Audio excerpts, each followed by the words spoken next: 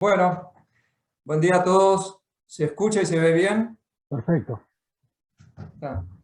Bueno, agradezco nuevamente a Fernando que nos permita hacer esta presentación. Soy igual que los otros colegas que están ahí en el diapositivo, doctor Foronier, doctor Atasende, y los residentes que compartían la guardia con nosotros, Ferreira y Jiménez, los que participamos de la guardia de los viernes del Hospital Maciel. Caso clínico bien breve y de ingenio. Este es el caso clínico, bien sencillo. Es un paciente de 51 años que en la Navidad del año pasado sufre una herida cortante de cuello por un corte carcelario. Le realizan una sutura primaria del mismo. No sé si los compañeros o el médico del sector, y es trasladado el paciente posteriormente al Hospital Maciel. Voy a presentar la herida. La herida es esta. Aclaro que no es Daniel Sánchez, ¿eh? Medio parecido, che. Ya me parecía, che, me veía parecido ahí. ¿Se ve la herida? Sí, se ve perfecto. Se ve bien. Otra muestra de la herida.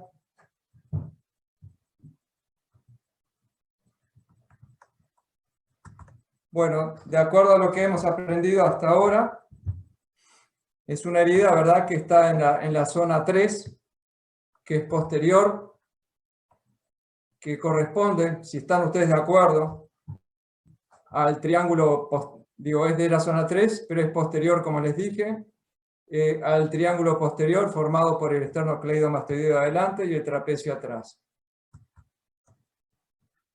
Esto fue una presentación hace poco de nuestro compañero Fernando a nivel internacional, y bueno, lo que quería mostrar era que la herida era por detrás, por lo menos el orificio de entrada, ¿verdad?, por detrás de lo que es todo el eje visceral y vascular.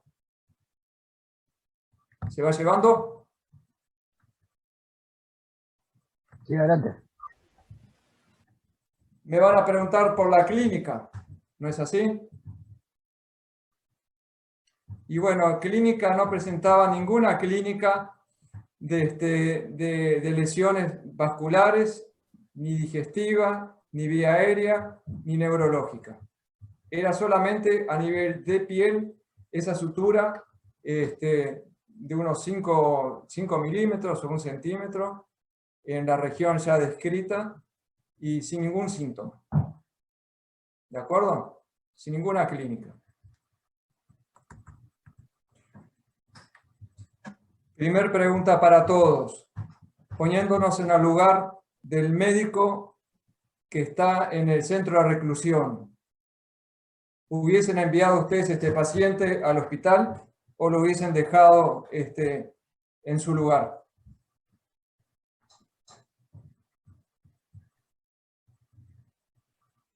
Bueno, queda abierta la participación para todos. Acá el doctor Carlos Pilar se dice traslado sin duda. Carlos, ¿querés ampliar un poquito?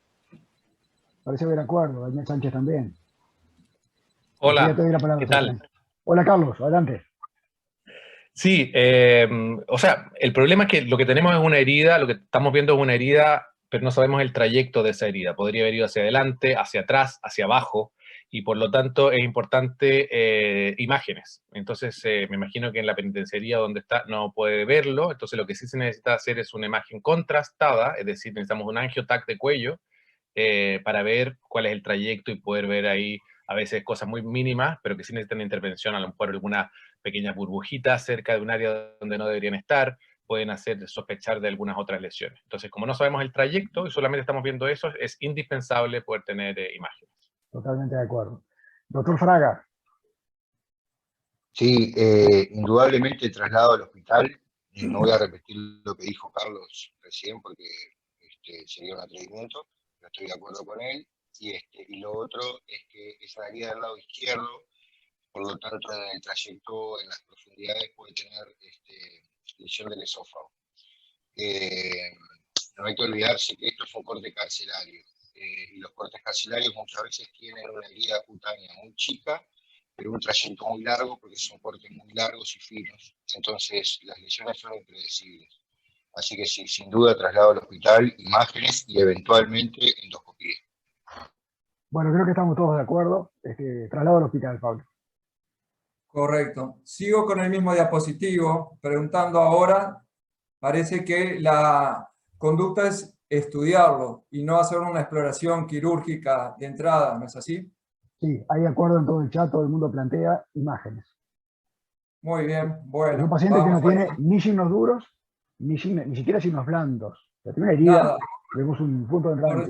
Por eso no profundicé en todo lo que tiene que ver con, con los signos vitales del paciente y eso, porque no corresponde acá. El paciente estaba sentadito, asintomático, totalmente.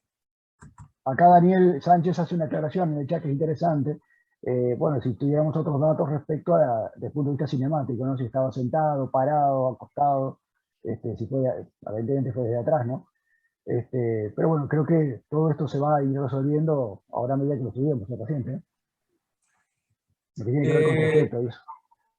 Nos suele pasar con las heridas carcelarias, ya sea de arma blanca o de arma de fuego, que es muy difícil la determinación en la posición que está el paciente, y eso porque por razones obvias nadie declara nada.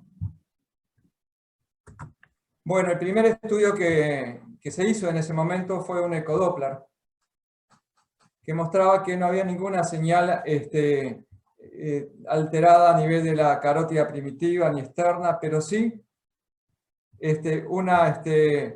imágenes que coincidían, que informaban un pseudoneurisma de la arteria vertebral a nivel de B3. Ahora vamos a refrescar un poco lo que es B3, con un cuello de 3 milímetros asociado a ese pseudoneurisma a una fístula que alimentaba venas musculares colaterales de la región. Ese fue el ecodoppler. A continuación, ¿sugieren algún otro estudio?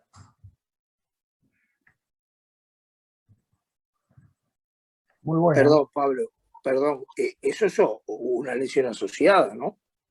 Eso no fue provocado por la herida, ¿no? Esto cambia al enfermo en su enfoque, pero me parece que eso, salvo que yo me equivoqué, eso es una lesión. Eso estaba de antes, ¿no? ¿O me equivoco? ¿Por qué pensás eso, Tata?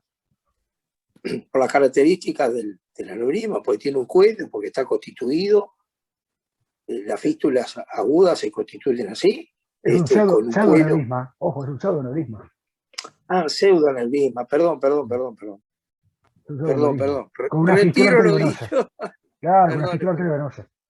Claro, una fístula arteriovenosa. Perdón. Lo leí como aneurisma, digo, esto está de antes. Dale, perdón. Disculpen la digresión. ¿Cómo anda, Tata? Bueno, seguimos. ¿Cómo están? ¿Todo bien? Bien. Carlos Pilar, si querías ampliar un poco, ve que escribiste en el chat. Yo le pediría un angiotac. Me parece que acá lo que hay que definir bien es la lesión, de qué se trata, si es que está activa o no, y probablemente también tener una conversa con la gente de radiología intervencional, qué es lo que se puede hacer y qué es lo que no se puede hacer en ese centro en particular. Yo te iba a provocar eso. Más que una angiotac, ¿no te gustaría una arteriografía y eventualmente una angioembolización? Partiría con un angiotac. Para definirlo bien, y creo que ese angiotac no solamente debe ser de cuello, sino que debe extenderse a el tórax. Recordemos que las heridas por arma blanca, a diferencia de las heridas por proyectil, la herida por proyectil tiene un solo trayecto. La herida por arma blanca yo tengo el orificio por donde entró, pero puede haber ido para arriba, después sacarla, ir para abajo, y, o sea, puede con un solo agujero poder tener varios trayectos. Sí, sobre todo si en circunstancias de agresión y donde no tenemos más información como la que pedía Daniel. Por lo tanto, es muy importante saber que hacia el tórax no hay nada tampoco. Perfecto. En ese sentido va Guillermo. Guillermo Barilaro, ¿querés ampliar un poquito? Gracias, Fernando. No, coincido totalmente. La tomografía se ha transformado en el gol estándar o en el screening no inicial para los traumatismos penetrantes de cuello. es como que uno ahí descarta todas las lesiones asociadas y ve para dónde orienta de pronto algún estudio más específico, más invasivo, un poco más difícil de organizar, que sería en este caso la radiografía, que de pronto no está disponible en todos lados. Bien, Ernesto Donelli está de acuerdo también, está pidiendo una angio-TC. Yo quiero recalcar además que este paciente podría tener una herida de faringe asociada. Está bien que una herida de faringe también se puede de pronto plantear un manejo no operatorio. Eventualmente estamos hablando de la faringe alta. Esto sería no una herida de hipofaringe que se manejan igual que el esófago, sino posiblemente una herida de oronasofaringe, porque estamos en la zona allá arriba. Pero creo que estamos todos de acuerdo. Una angio-TC en este enfermo nos daría una imagen total de lo visceral, lo vascular, y yo creo que el siguiente paso factiblemente sea hemodinámica. Adelante, Pablo. Avanzamos entonces. Vamos a ver si podemos desplegar la angio-TC.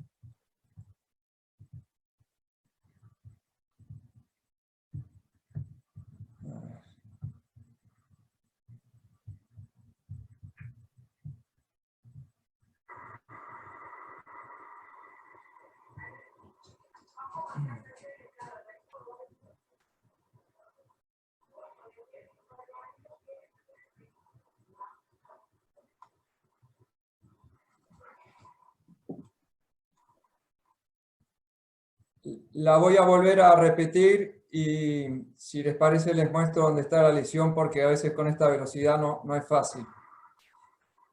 Acá con la flechita voy a indicar dónde está el pseudoneurisma, es este.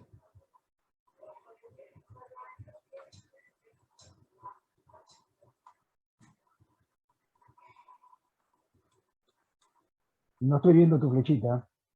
La veo, pero está quieta.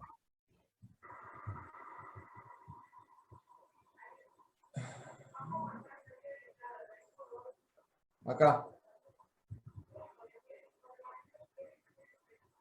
No se ve la flecha. No, tu flecha está quieta. Ahí la moviste y está A nivel de la segunda vértebra ahí está el cervical. cerebelo. Acá está la flecha, ¿se ve? No se ve. La flecha no aparece. A nivel del agujero de la segunda vértebra cervical, a izquierda, se ve la malformación. Después igualmente la vamos a poder ver.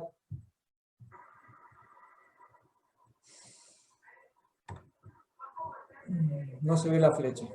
Acá. Vale, no te preocupes. Ya. A ver, no, voy a intentar detener la imagen donde esté. Así puedo detener la imagen donde esté la lesión y seguimos. Ahí. ¿Se ve la flecha en la mano? Sí, ahora sí. Es acá. Ahí estás arriba del atlas. Sí, acá estoy en la segunda, acá pega la vueltita, Sí. la arteria, Sí, ahora sí. y está la extravasación. Agregando lo que dijo Carlos Pilasi, cosa que yo estuve viendo también, es muy importante la angiotomografía a nivel de cráneo, porque se pudieron haber generado elementos isquémicos, o porque además pudo haberse determinado, o porque puede determinarse también una alteración normal previa del polígono de Willis, que esto va a afectar también el tratamiento y la conducta del paciente. Sí. Acá esto sí lo voy a pasar muy rápido porque no tiene mayor relevancia. Es la angiotomografía. Esta es la misma.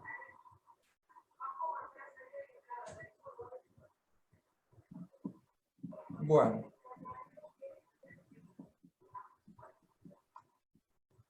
Ahí aparece. Bueno, el tema concreto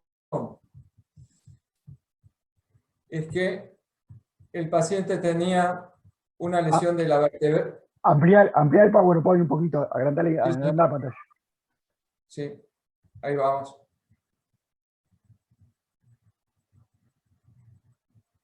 Ahí va.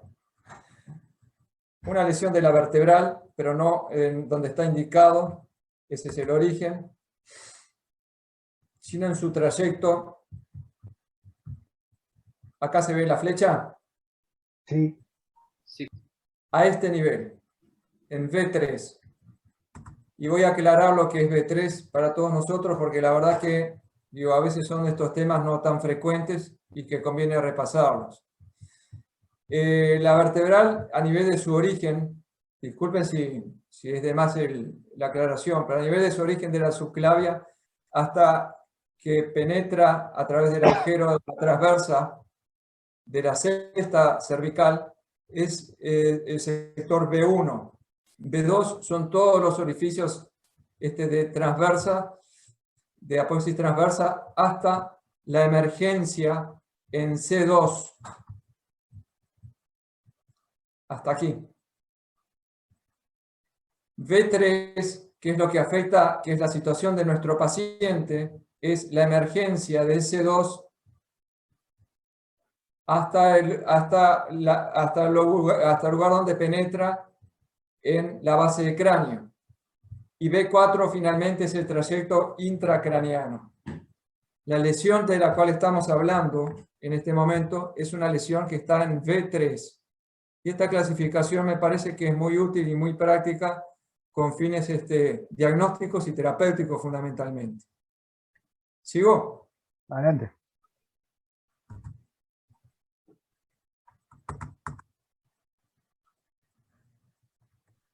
Las vertebrales se unen formando la arteria basilar, pero y finalmente el polígono de Willis. No quiero extenderme en el tema pero es importante la cantidad de variables que hay del famoso polígono de Willis. Descrito ahí, le puse el año en el 1664 por Thomas Willis.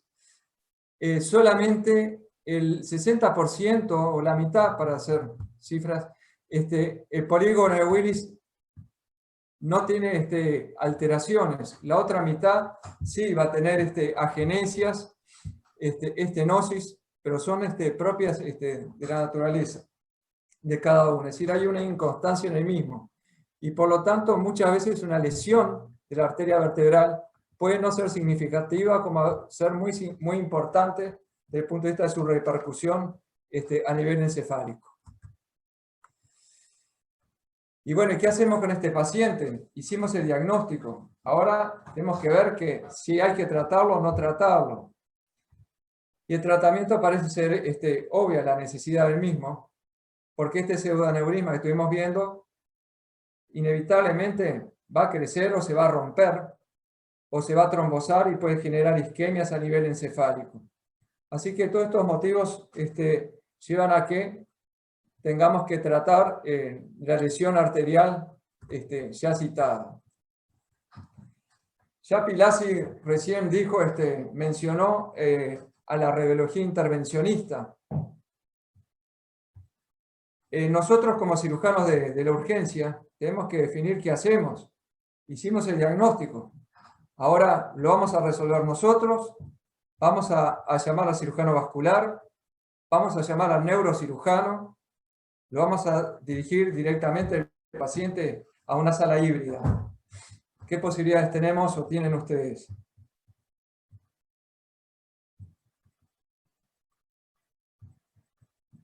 ¿Se escuchó?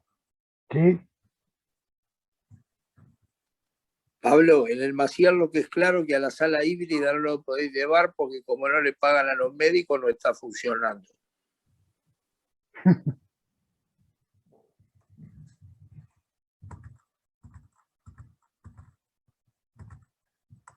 ¿Qué posibilidades tienen los diferentes centros ustedes de resolver esta situación?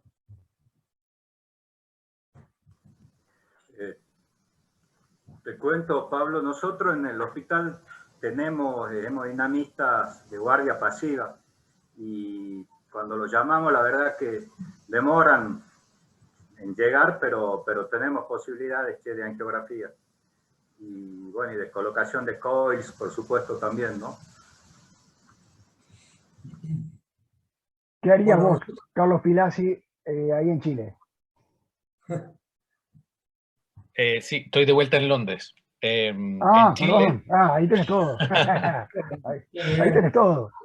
Aquí sí, pero bueno, lo que sí está claro es que con un paciente así, yo no lo tocaría, yo en la urgencia, yo.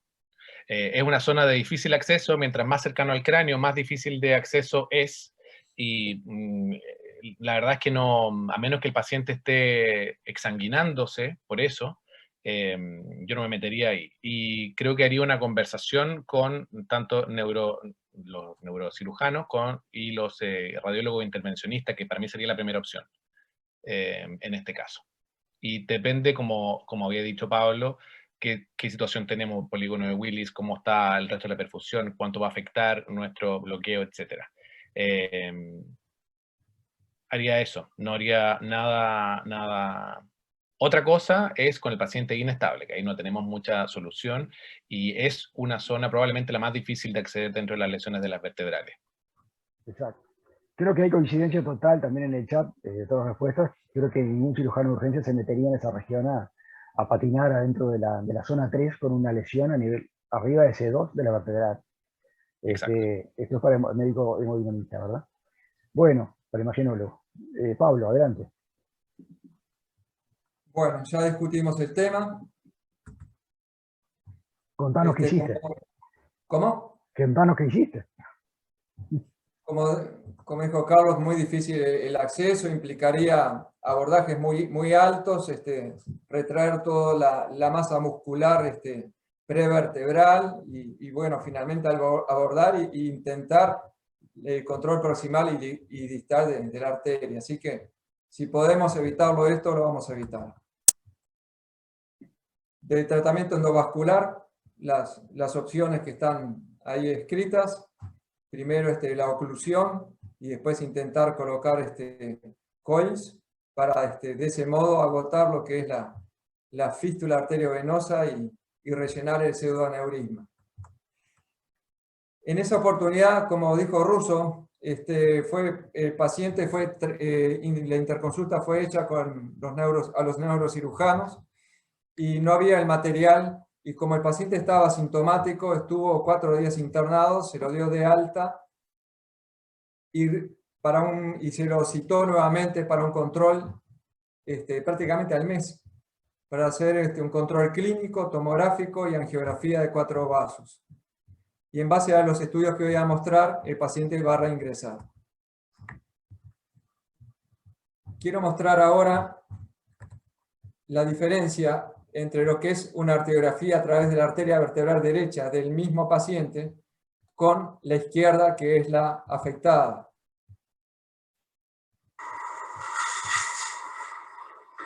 Esta es la derecha, arteriografía a través de la vertebral derecha. La muestro de vuelta. ¿Se vio? Sí. Ah. Y ahora voy a mostrar lo que fue la arteriografía a través de la izquierda.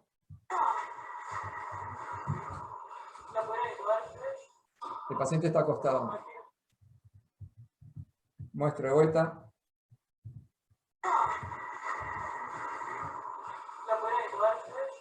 Sí. Todos ponen la cabeza de costado, veo. No la puedo enderezar. Bueno, acá claramente se ve un efecto de robo. Viene el sector arterial y se rellenan todos los plexos venosos a nivel de cuello y hay 0 relleno a nivel encefálico. Y el pseudoaneurisma se ve claramente con su cuello. ¿Sí? ¿Quedó claro? Clarísimo. Bueno, acá voy a mostrar vamos a aumentar la imagen. Este es el resumen entonces de la lesión y de la lesión evolucionada al mes justamente de la herida realizada con el estilete. Acá finalmente se midieron, la sala híbrida se abrió, Russo, se abrió en ese momento. Se logró entonces, al hacer la arteriografía de la vertebral, acá se muestra la vertebral izquierda, medir el defecto. Ahí están las dimensiones, ya ven que no es nada despreciativo el pseudoaneurisma. Y acá está el procedimiento. Era tan alta el gasto que tenía la fístula arteriovenosa que los coils que se introducían a través de la vertebral izquierda, muchos de ellos migraban hacia el pseudoaneurisma y no lograban ocluir el cuello del mismo. Entonces se rellenaba en forma retrógrada. Entonces se tuvo la opción de hacer una arteriografía y un procedimiento angioinvasivo a través de la vertebral derecha y en forma, que es lo que muestra la imagen acá a la izquierda, y en forma retrógrada sí se pudo completar con coils el tratamiento del pseudoaneurisma. Es un procedimiento que no está exento de riesgos, como ser trombosis anterógrada, isquemia, stroke. Sin embargo, el paciente evolucionó muy bien, fue dado de alta con antiagregación a las 72 horas y está citado para un control clínico en un mes que hasta ahora no ha venido el paciente. Sí, Carlos. Yo tenía una pregunta. ¿Por qué volvió el paciente? ¿Con qué síntomas volvió? ¿Hizo una alteración neurológica, me imagino, porque no tenía perfusión en el lado izquierdo con eso? ¿O por qué motivo fue? No, volvió porque fue citado por los neurocirujanos. Asintomático. Ok. Asintomático totalmente. La falta de perfusión en realidad no es falta, es que es tan importante el efecto de robo que tiene a través de la vertebral izquierda que no llega a rellenar el árbol vascular proximal. Pablo, a mí no me quedó claro por qué esto que se hizo, además también se hizo, para resolver el paciente, ¿por qué se hizo un mes después? ¿Por qué hubo algún problema no había técnicos o algo? ¿Qué pasó? Hable, Russo, hable. No, la pregunta era la misma. No, viste, es el problema operativo que tenemos en el hospital. Yo lo dije un poco en broma al principio, pero fíjense las consecuencias asistenciales, porque yo me imagino que si el hospital hubiera estado con toda su capacidad operativa, este enfermo se hubiera resuelto tranquilamente, pero no un mes después. Estamos de acuerdo que no fue una indicación médica, fue porque no se pudo. Exacto. Está perfecto. Y después aprendí de que hay por lo menos dos variedades de coils, uno que se colocan y quedan implantados y otros que pueden ser removibles y ser reposicionados en la situación. Mirá. Pero lo otro que es tan importante, el gasto de las arterias vertebrales, que los coils pueden migrar fácilmente. Carlos Pilasi, pediste la palabra. Sí, no, solamente en relación al tema de los pseudoaneurismas y los controles, que efectivamente eso sí es algo que se puede hacer en otras zonas del cuerpo, pero no hay. Y tampoco con esas dimensiones. Cada como órgano y los pseudoaneurismas y las lesiones que pueden tener tienen como según el órgano unos cut-off, ¿no? Como hasta algo que uno puede aceptar. En general, como periférico, y uno acepta como hasta 10 milímetros y lo evalúa, porque en general todos los que son periféricos, la gran mayoría se trombosan de los pseudoaneurismas, no de la fístula arteriovenosa, eso es otra cosa. Pero de los pseudoaneurismas, la gran mayoría, que son de una dimensión chica, tienden a trombosarse. Pero esto está muy cercano al cerebro, donde las complicaciones pueden ser mayores. Por lo tanto, como que ese tiempo, como que uno no lo espera no sé, esa como espera es peligrosa, porque podría haber pasado, se podría haber roto ese pseudoaneurisma, o podría haber hecho una trombosis podría haber pasado a cualquiera de las dos cosas, ¿no? O isquemia o hemorragia. Entonces en esa zona me parece que era un poco arriesgada la espera, pero entiendo que fue por una cosa logística y no una indicación médica, pero los pseudoaneurismas en otros lugares sí se puede hacer en forma segura, tomando en cuenta las dimensiones y la localización. Perfecto, gracias Carlos. ¿Pablo? No, quería agregar simplemente algún tema acerca de si nos enfrentamos como cirujano de urgencia a lesiones de la arteria vertebral en la zona que prácticamente es la única que podemos llegar a abordar nosotros como cirujanos, que es la zona B1, es decir, la emergencia de la vertebral. Y algo que estuve leyendo, este es un abordaje puramente vascular, creo que no es el abordaje típico de una cirugía de urgencia, pero implica reclinar hacia un lado y otro los vientres musculares del esternocleidomastoideo, es decir, la inserción external y la inserción clavicular, y en ese lugar buscar la arteria. Pero algo muy importante que estuve viendo es en la exploración desde el punto de vista general de las heridas de cuello, cuando las mismas sangran, y sangran mucho, siempre pensar, si controlamos nosotros los grandes vasos y sigue sangrando, de que pudo haber habido una lesión de la vertebral en su origen. Y lo que encontré como algo práctico, propuesto para hacer una hemostasis de urgencia simplemente, es el uso de la cera de hueso comprimiendo y rellenando justamente la emergencia de la vertebral, porque se retraen. Es una arteria que se retrae y después es muy difícil encontrarla a nivel de los agujeros vertebrales, se imaginan. Así que les muestro esto, no tiene que ver con el tema que presenté, pero sí como un recordatorio que si hay un sangrado en una exploración de cuello, no lo podemos controlar, pensar que puede ser una vertebral lesionada y tener a mano justamente cera de hueso para controlar la hemostasis en ese momento. Excelente, sí, excelente. Fernando, Sí, acá. hace muchos años en el hospital de clínica yo tuve una herida de bala en esa topografía y me acuerdo que me ayudó Trochaski, padre, ¿no?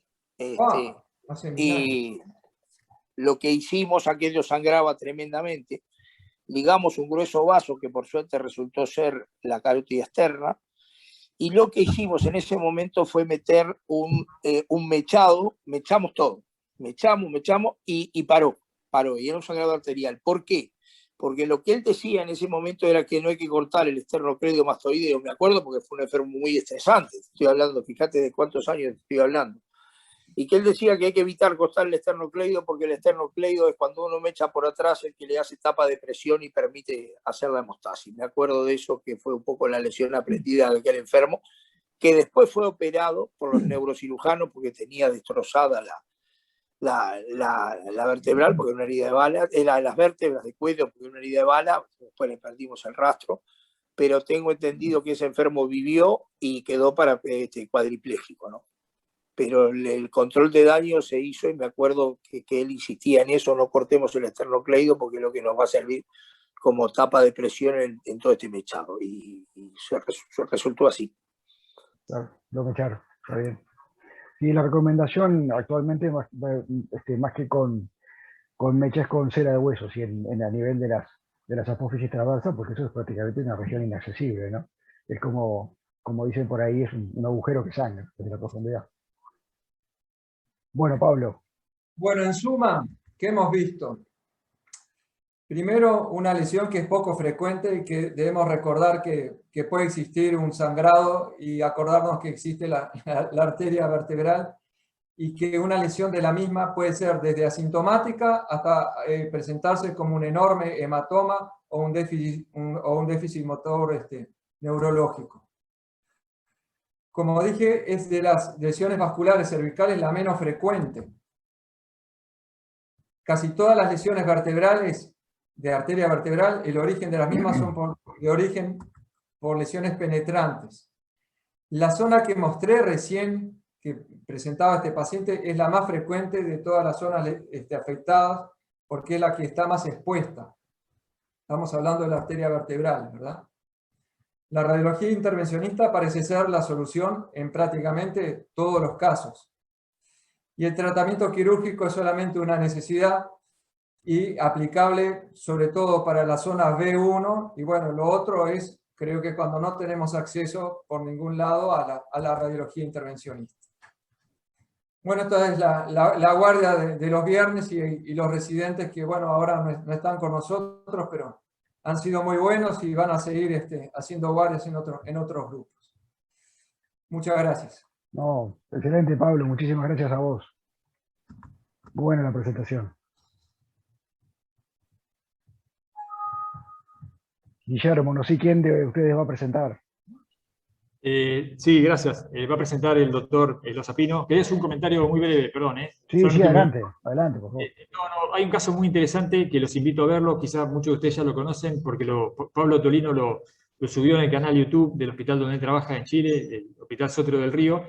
Es un paciente que ingresa con una herida de arma de fuego en el cuello, en condición de shock, sangrado externo muy severo, le colocan una sonda Foley, se controla el sangrado, lo pueden llevar a quirófano, abordan por una incisión por el borde anterior del esternocleido mastoideo y se encuentran con que los vasos carotídeos están bien, el balón de la Foley está inflado por detrás, se había controlado totalmente el sangrado y en ese momento se planteó la duda de si dejar el balón colocado y enviar al paciente a una angioembolización o si proseguir con el...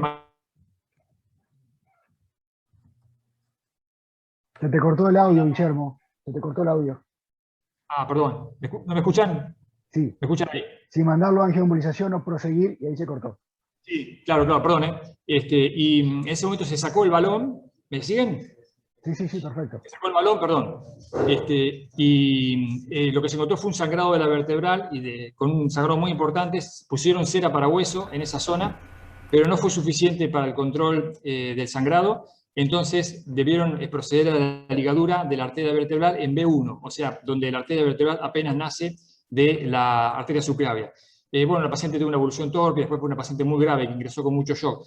Pero bueno, este tema, estos casos difíciles, nos dejan a nosotros la duda de que cuando ingresamos en esas zonas difíciles del cuello, no lo carotídeo que es más accesible, pero de pronto, bueno, la carótida interna cerca de la base del cuello, del cráneo, perdón, o zonas posteriores, si no dejar colocado un packing, un balón y enviar al paciente eventualmente a angioembolización. Vendría a ser como un control de daños en el cuello, ¿no? Una alternativa. Me gustaría conocer qué opinan al respecto.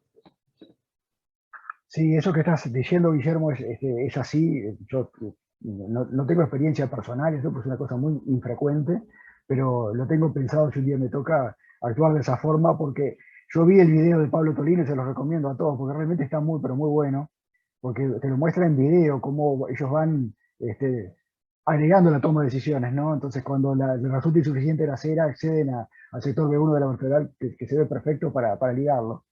O sea que uno ve las distintas alternativas, está muy bien documentado eso. Yo realmente se los sugiero a los que no lo hayan visto verlo en YouTube porque está realmente muy bueno. Y creo que sí, que es una salida, ¿verdad? Siempre está la sonda, ¿no? La sonda Foley y achicar los espacios para dejarla en el fondo, creo que es como el arma fundamental, ¿no? Para poder frenar esos sangrados profundos que después uno no sabe qué va a hacer con ellos. Sin duda. Un pequeño detalle técnico de pronto para los residentes es que a veces es difícil colocar un packing en el cuello porque no se lo puede sostener como en el abdomen, ¿no es cierto? Y entonces un buen recurso es cerrar la piel, cerrar con puntos de piel por encima del packing como para darle cierto sostén, ¿no? En el cuello es diferente por ahí al packing abdominal. Claro. Bueno, muchas gracias, Guillermo. Si están de acuerdo, seguimos ahora con el caso del Liga, ¿verdad?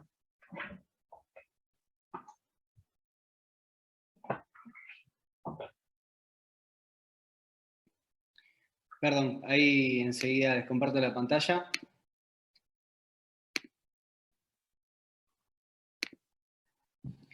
Buenos días a todos. Mi nombre es Sebastián Lozapino. Soy residente del Hospital Internacional General de Agudos Allende de Mar del Plata, Buenos Aires. Bueno, como ya saben, este es todo nuestro equipo de trabajo. Nuestros instructores de trauma son la doctora Potes, el doctor Osaki y el doctor Barilaro. Y les traemos un caso de un paciente varón de 23 años que sufre una herida de arma de fuego en el abdomen. La escena se dio a 10 minutos del hospital, el paciente arriba en tabla y con frazadas. Después de la herida por arma de fuego, ingresa al shock room 30 minutos después de esta herida, con la vía aérea permeable, no tenía ni hematomas ni irritación yugular en el cuello, entrada de aire conservada bilateral, una frecuencia respiratoria y saturación normales, y una hemodinamia con una tensión arterial de 170, frecuencia cardíaca de 90, que nos da un índice de shock de 0,9. El paciente estaba lúcido, con un Glasgow de 15 en 15, y presentaba 2 orificios por herida de arma de fuego, uno debajo del reborde costal izquierdo, en la línea medio clavicular, y otro también por debajo del tórax, que estaba en la región lumbar derecha, en la línea medio escapular, por debajo del 12º espacio. Dos orificios que impresionaban ser abdominales, y además el paciente se presenta con un abdomen tenso. Entonces tenemos un paciente aparentemente normal, hemodinámicamente, con Glasgow conservado, y un abdomen tenso con una herida de arma de fuego con 2 orificios. Hasta aquí les quería preguntar cuál sería su conducta. ¿Qué les parece que cómo podemos continuar con este paciente? Una pregunta, ¿el anterior es izquierdo y el posterior es derecho? El anterior es izquierdo, exactamente, y el posterior es derecho. Ingresa por debajo del reborde costal izquierdo y bueno, aparentemente, ¿no? No sabemos cuál es el ingreso y el egreso. Claro, y claro. había uno también posterior del lado derecho. O si eran dos, no sabíamos hasta ese momento. Claro, gracias. De nada, doctor. Bueno, les voy contando qué hicimos con este paciente. ¿Cuál sería su conducta? Acá en el chat hay alguna discrepancia de opiniones. La mayoría de las personas piden tomografía computada. Ayelen dice FAS extendido y tomografía computada. Hay quien lo llevaría al bloque quirúrgico de entrada. Perfecto. Julio Trochán, que dijiste FAS, ¿querés ampliar un poquito? Sí, el paciente, creo que el primero tiene dos heridas, tiene una que está muy próximo a alguna que uno podría definir el área precordial, y el paciente, creo que la valoración inicial de este tipo de pacientes para descartar, fundamentalmente en este paciente lesiones cardiopericárdicas, el FAST no toma más de 40, 50 segundos y forma parte de esta valoración y puede cambiar un poco la conducta que se sigue. Bien. Perfecto. Bueno, nosotros en este caso lo que hicimos con este paciente fue, dado que estaba hemodinámicamente compensado, por supuesto que cuando un paciente ingresa a showroom, como dice el doctor, no nos cuesta mucho tiempo ni mucho trabajo realizarle un FAST para descartar rápidamente si tiene neumotórax, si tiene líquido libre. Eso habitualmente se suele hacer como el ABC ampliado, digamos. Nunca está de más un FAST. Hubo una reanimación controlada, porque el paciente tenía una hemodinamia normal, y la ecografía FAST resultó negativo, tanto en pleuras como en pericardio, como en abdomen. ¿Sí? No se vio líquido libre ni neumotórax. El paciente seguía igual después de esta serie de estudios, y entonces les pregunto ahora si lo llevarían directamente a quirófano, dado que es un paciente que ingresa con una herida de arma de fuego y con peritonismo, o si le realizan una tomografía. Sí, lo que pasa es que este paciente tiene un aspecto a considerar, y es que tiene 2 orificios que no sabemos. Primero es que si corresponde a un mismo proyectil, ese orificio, esos 2 orificios, quiere decir que tiene una herida transficiante, pasó la línea media, puede tener un balance lesional complejo desde el punto de vista que estaría bueno saber, tener antes una tomografía computarizada. Y si son 2 orificios de bala que tiene separados, también son 2 trayectos distintos. Yo creo que este paciente, que si bien uno diría, bueno, tiene indicación primaria para la parotomía, que tiene un vientre peritoneal, el paciente está estable, nada contraindica valorarlo, y a mí me parece que poniendo costo-beneficio, este paciente primero tomografía computarizada, que contribuiría a la toma de decisiones, y después cirugía. Perfecto, perfecto, doctor. Yo lamentablemente no puedo ver el chat porque estoy con la pantalla grande. No sé si alguien lo llevaría directamente a quirófano o todos van por la TAC. No, en el chat todo el mundo se inclinó por tomografía computada, creo que estamos todos de acuerdo. Perfecto, perfecto. Bueno, les muestro entonces cómo continúa el caso. Lamentablemente no tenemos para mostrar la tomografía completa, pero bueno, básicamente, o lo más relevante del estudio, se puede ver en este slide, donde desde arriba hacia abajo podemos ver que tiene un discreto neumoperitoneo, el estómago está distendido con algo de contenido, una lámina de líquido por delante de lo que sería la glándula pancreática, y lo que se podría interpretar como falta de captación de contraste en el páncreas por delante de los vasos mesentéricos y un poco hacia la derecha para el lado de la cabeza. No se ve, en esta imagen y en la tomografía, no se veía una extravasación de contraste grosera, que podríamos pensar en una lesión de alguno de los vasos grandes, ni tampoco se ve una lesión renal. En la tomografía tampoco se vio ningún proyectil. Entonces, como les decía, había neumoperitoneo, una lesión en el cuello y la cabeza de páncreas, que podría ser una laceración producto del proyectil o un hematoma. No se observaba lesión de riñón derecho ni de grandes vasos, como les decía, y no había una extravasación grosera de contraste vascular, ni tampoco un hematoma retroperitoneal. Entonces, ya teniendo la tomografía, queríamos preguntarle al auditorio cuál sería la conducta que tomarían ahora con este paciente. Sebastián, discúlpame, entonces, como dijo Fernando, es una sola herida de bala, ¿no? Porque si no se vio proyectil y hay dos orificios, es el mismo que entró y salió, ¿no?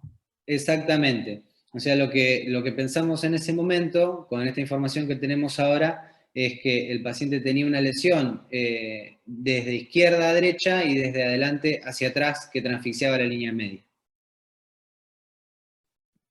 Perdón, no escuché si el tórax estaba negativo. Estaba negativo. Guillermo Borinano No, te contestó por el chat. Perdón. Ah, ahí lo veo recién, perdón. Perdón, doctor, no puedo leer el chat, por eso no les contesto directamente, pero el tórax era negativo. Se hizo un EcoFast al principio y también se hizo el scan completo y no se veían lesiones en el tórax ni proyectil. Bueno, acá parece unánime el chat, todo el mundo dice la parotonía. Perfecto. Bueno. Graciela Mazola, que estás preguntando qué tenía una herida transficiente de páncreas, de cuello de páncreas y neumoperitoneo. Bien, entonces aprovecho para preguntarles qué incisión.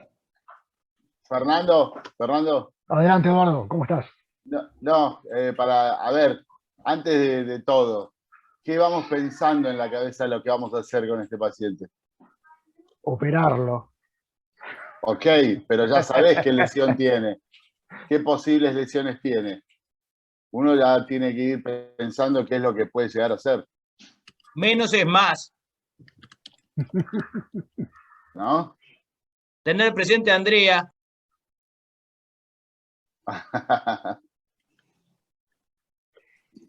A ver, mira, doctor Roberto Taruselli, creo que te va a responder eso, Taruselli. Ya te doy, Carlos, la palabra.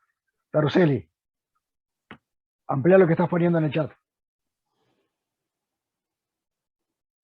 Roberto. Sí, ahora sí activé el micrófono. Buen día. No, que a mí me enseñaron que la mediana es ideal porque expones bien los vasos mesentéricos, tanto venosos como portales, es el alineamiento, la transversa es una buena incisión, pero me parece que la mediana da mejor exposición de los vasos mesentéricos si hay que manejar desde el punto de vista vascular el retromesenterio, la aorta, el nacimiento de la arteria, no sé cómo está la zona. Creo que lo haría una mediana por eso, con un bull butter o con buenos separadores bicostales. Bien, estás respondiendo a la pregunta de por dónde entrarías. Bien. Carlos Pilasi, ibas a decir algo, te corté. No, yo quería saber si es que sabíamos eso, gases, ahí Guille me está respondiendo. Gases 7.32, exceso de base de 5 y un lactato de 1.9. No, yo quería hacer un comentario solo, que se pasó como medio rápido, el tema del FAST. Me parece que en este caso, como el paciente estaba estable, yo habría partido con un FAST solamente en donde me va a cambiar un poco la conducta. No quiero hacerlo en el abdomen. Tiene una herida de bala en el abdomen, por lo tanto, ¿qué me va a decir? Ya lo sé lo que me va a decir. Entonces, lo que me interesa sí es saber el pericardio y el tórax, porque yo no sabía efectivamente si era una o dos. Entonces, habría hecho un FAST acortado a los puntos que me interesa saber. Entonces, partir por pericardio y seguir con tórax, y no habría hecho el abdomen porque no me va a cambiar la conducta. Y no le habría puesto esos 500 cc de Ringer. ¿Para qué? No, ya el paciente sabíamos que tiene una sistólica sobre 80, no estaba en un shock franco, por lo tanto creo que no era necesario el volumen. En ese caso, como que le resta un poco más que le suma el volumen. Y con esa estabilidad, obviamente, que al TAC para una sifopúbica, evidentemente. Sí, está bueno el TAC porque permite planificar. Yo ya sé que era una sola bala, sé cuál es el trayecto, sé que me voy a tener que centrar en el abdomen superior y cuáles son los potenciales sitios de lesión. Eso ya me da bastante información para más o menos tener un punto de partida.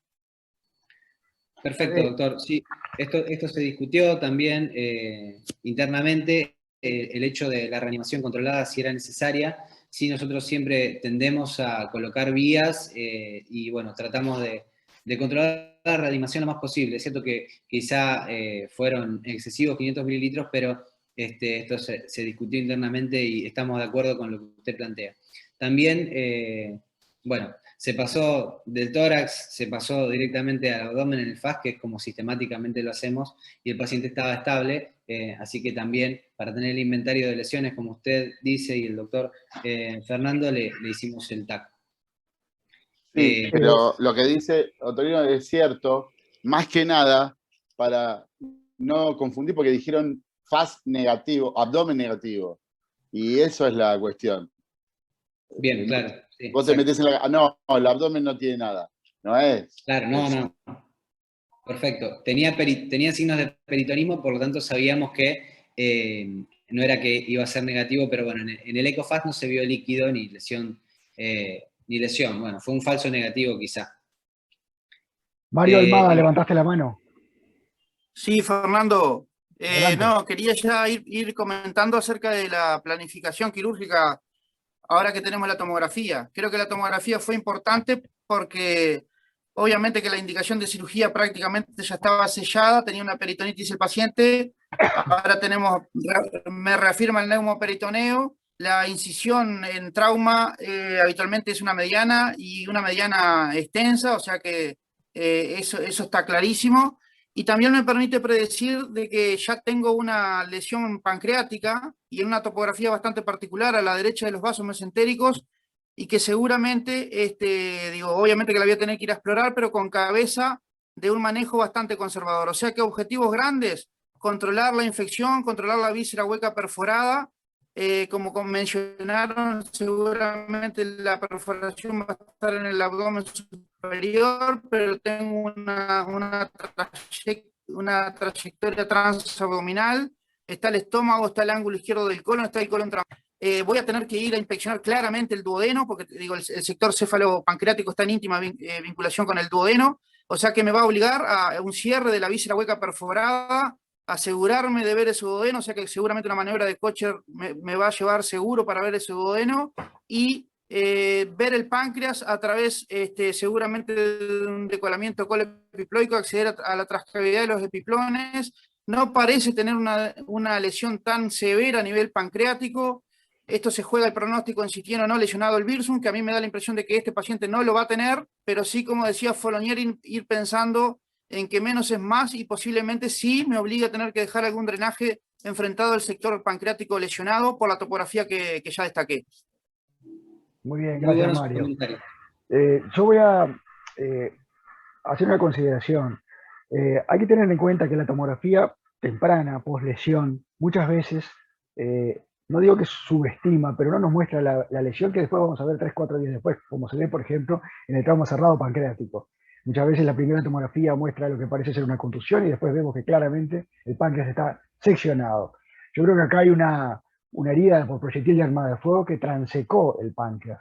Lo que yo estoy viendo ahí, yo me juego más a que tiene una sección pancreática prácticamente. Yo no sé si tiene, pensaría más al revés, que tiene roto el virus, efectivamente. En esta tomografía temprana estamos viendo esa lesión, y que tiene una transección a nivel pancreático. Iría con esa cabeza.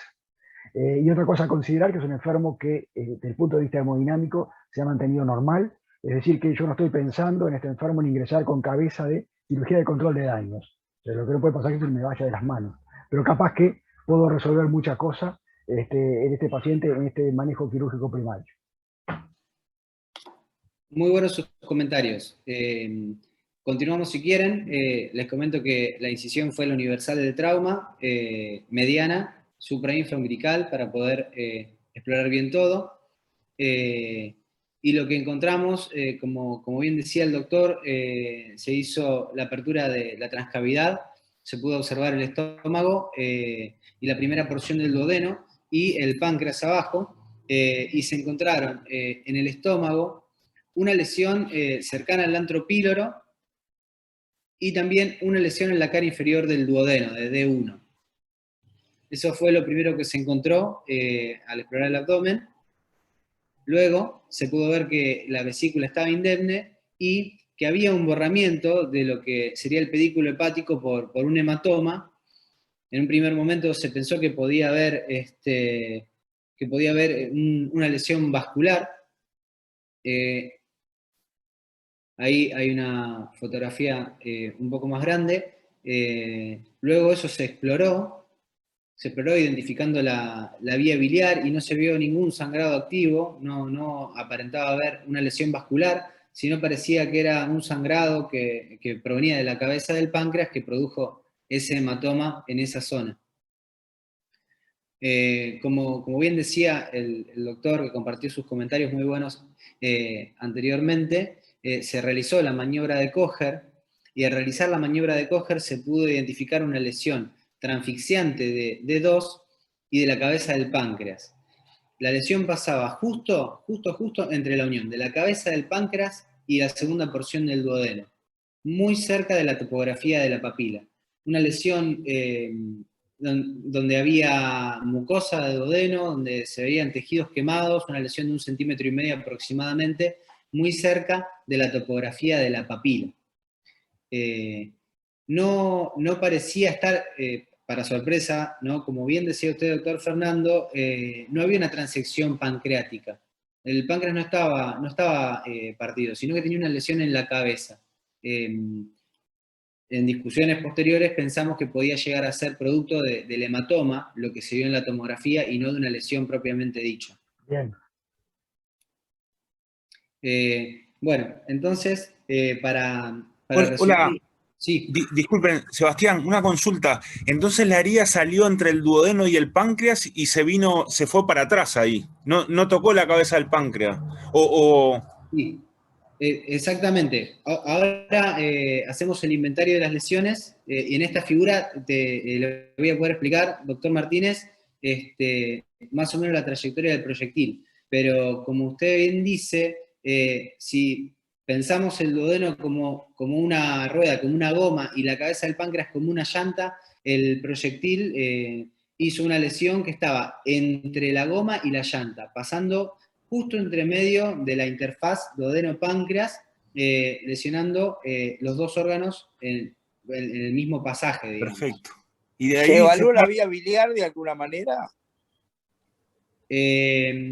No se evaluó la vía biliar, no se evaluó, no se hizo ningún estudio, pero había una alta sospecha de que pudiera haber una lesión en la papila. No se evaluó la vía biliar intrapancreática, pero había una alta sospecha de que podía haber una lesión de la papila por lo cercano que estaba la topografía de la misma. ¿Y no se hizo alguna colangiografía? En ese momento no se hizo ninguna colangiografía, ni tampoco se hizo inyección de azul de metileno transvesicular. Eso también se discutió internamente. No sé si el doctor Bailaro quiere agregar algo. Una consulta antes que...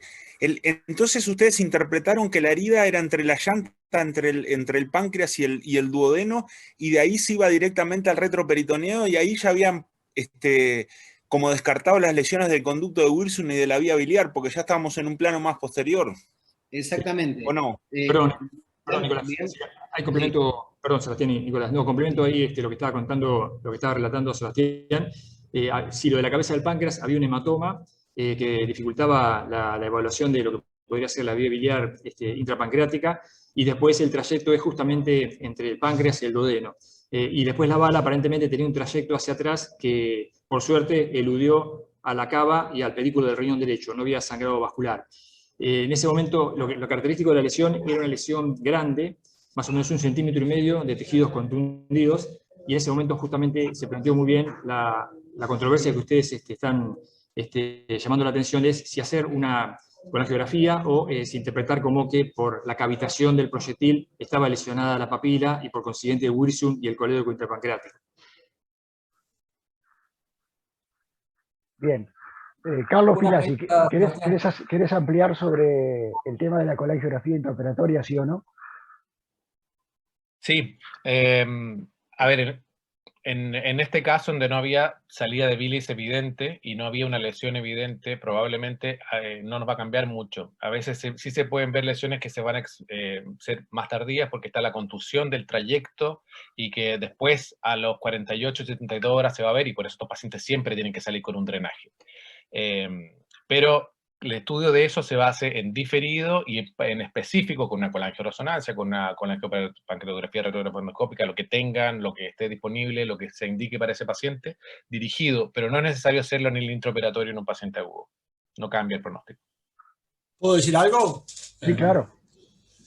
En estas lesiones de páncreas yo no estoy muy de acuerdo, porque en estas lesiones que no se sabe si la papila está lesionada o no, yo creo que la clave en estas lesiones es saber si la papila está involucrada o no. Me quitaste la pregunta que te iba a hacer, Julio. Justamente te iba a provocar con esa pregunta. ¿Qué importancia tiene la definición de la papila? La colangiografía diferida y dejando una papila rota dentro del abdomen, yo creo que pasar un tren transístico para ver a dónde sale el tren transístico, pasándolo y ver si sale en la medio de la lesión o si sale antes, nos deja una tranquilidad absoluta, porque si pasamos por el canal cístico, pasamos un tren transístico y vemos que sale en medio de toda la lesión, ahí cambia todo. Porque ahí tenemos que pensar, según la estabilidad del paciente, si el paciente está muy inestable, sangra, bueno, pensamos en la DPC en 2 o 3 tiempos. Pero si la papila está intacta, podemos hasta suturar y drenar y vemos. O sea, cambia todo. Me parece que no estoy de acuerdo con Carlos en este caso de diferir ¿cómo decir? La evaluación si la vía biliar está o no involucrada. Julio, pero ¿te parece que un paciente con una lesión así no va a tener bilis en ninguna parte? No, no digo que va a tener bilis. Lo que tenemos que saber, me parece, es saber si la papila está lesionada o no. Es lo que cambia todo el futuro de lo que vamos a hacer. Por eso, en un paciente con una lesión de papila o por herida por arma de fuego, que no haya bilis circulante, porque no describen bilis en ninguna parte. Sí, pero estamos en el medio del tramo, es difícil pero saber. Con un duodeno abierto, Carlos. Un duodeno abierto. Yo lo que habría hecho, sí. Y todo depende después de la estabilidad o no del paciente. El paciente, si está muy inestable, hay que drenar y tapar y tamponar y hacer el control del daño y después vemos.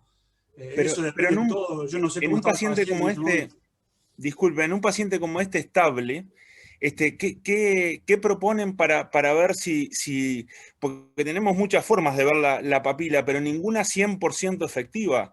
¿Tú estás proponiendo de hacer una colecistectomía y hacer una colangio por el cístico?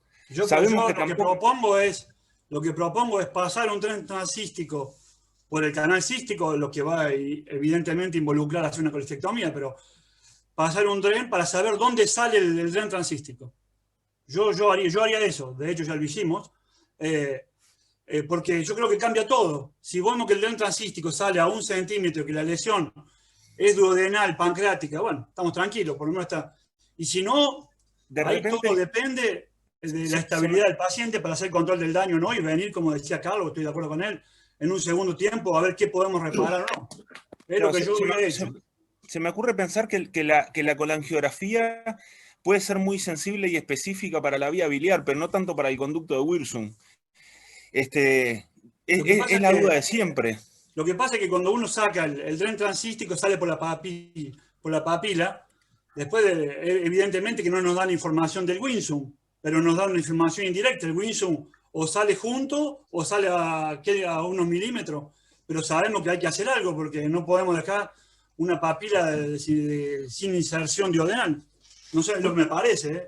Julio, todo discutible, a este nivel todo discutible. Ahí, ¿eh? Otra cosa que se me ocurre es porque cómo vamos a reparar esa herida, es ampliar un poco la herida de duodeno para poder manejar y hacer la sutura como ya se ha descrito a nivel de la unión en la llanta entre la cabeza del páncreas y el duodeno, y de ahí tener una exploración un poco más importante de lo que es la papila. Yo no creo que haya otra opción, me parece a mí. Es una opción, ¿eh? Después, en la cabeza del páncreas todo es bueno, ¿eh? No hay nadie que tenga la razón, ¿eh?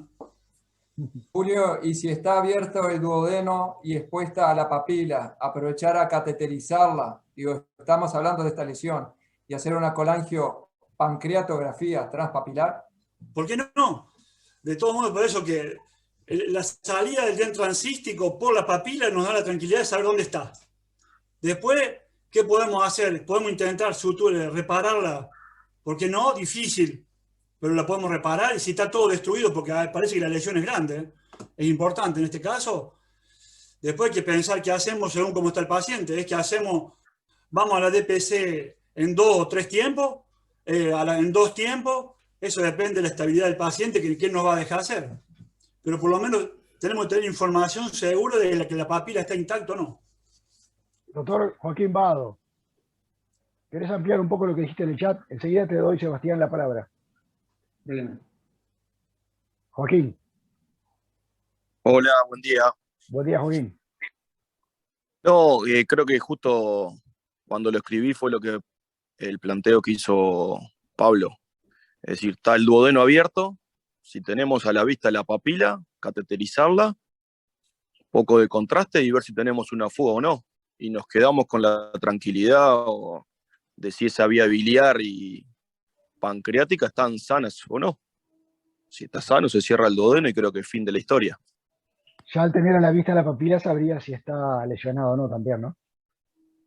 Sí, pero capaz que vemos la papila en la parte mucosa del duodeno, pero el sector ahí que atraviesa la pared y en los primeros milímetros en la cabeza del páncreas, que es donde supuestamente pasa el proyectil, capaz que tenemos una lesión ahí. Si la cateterizás a penitas y pasás contraste y tenés una fuga que la ves ahí a la salida del duodeno, ya sabés que está rota, que es lo que está planteando el colega, que no sé el nombre porque no lo veo. En lugar de hacerla a través del cístico y tener que ir a sacar después la vesícula, teniendo la papila ahí, agregarle menos cosas. Bien, gracias, Joaquín. Doctor Sebastián Vélez. Buen día a todos, ¿cómo les va? Buen día, ¿cómo estás? Bueno, está planteado que obviamente hay que cerrar eso, y creo que la opción que tenemos a mano es realizarlo también a través de la herida. Y creo que de alguna manera, si tenemos un paciente que está estable, nos da lugar para algún tipo de estudios. Y estoy de acuerdo porque me ha pasado una oportunidad, canular la papila. Nosotros lo hicimos con un Fogarty, con doble luz, con un pequeño balón, y se puede hacer la colangiopancreatografía. Creo que si tenemos tiempo no está de más hacer estudios, así como hicimos una tomografía en un paciente estable. Creo que todos los estudios que se puedan realizar son bienvenidos y nos van a dar un panorama de lo que tenemos que hacer después. Que haga una pancreatitis después, que después se haga una obstrucción o una lesión advertida, bueno, eso ya es una cuestión de la evolución del paciente, pero creo que si tenemos la oportunidad podemos hacerla. Yo la opción que haría es esa. Y otra cosa es ver qué tenemos en quirófano. Ninguno de estos estudios, sobre todo el que acabo de mencionar, se puede hacer sin un arco en cero, no se puede hacer con un chasis debajo del paciente. Claro, por supuesto. Perfecto. Gracias, Sebastián. Doctora Cecilia Plazota. Hola, buenos días para todos. Buen día. Obviamente poca experiencia en este tipo de pacientes, pero pensaba, ¿por qué no una colangiografía intraoperatoria que demanda poco tiempo? Y por lo menos me saca la duda si la papila está en duodeno 2, que es lo habitual, o si este paciente tiene la suerte de tener una variación y una papila de desemboque en el duodeno 3, y es un problema menos. El Wilson probablemente esté lesionado porque transficia la cabeza del páncreas, pero si la papila está en duodeno 3, por lo menos dejamos de gravitada de la vía biliar con un drenaje transístico, y bueno, después seguiremos con la evaluación del páncreas, ver si hay salida de líquido pancreático, o qué se va a hacer con esa lesión pancreática y eventualmente del Wilson.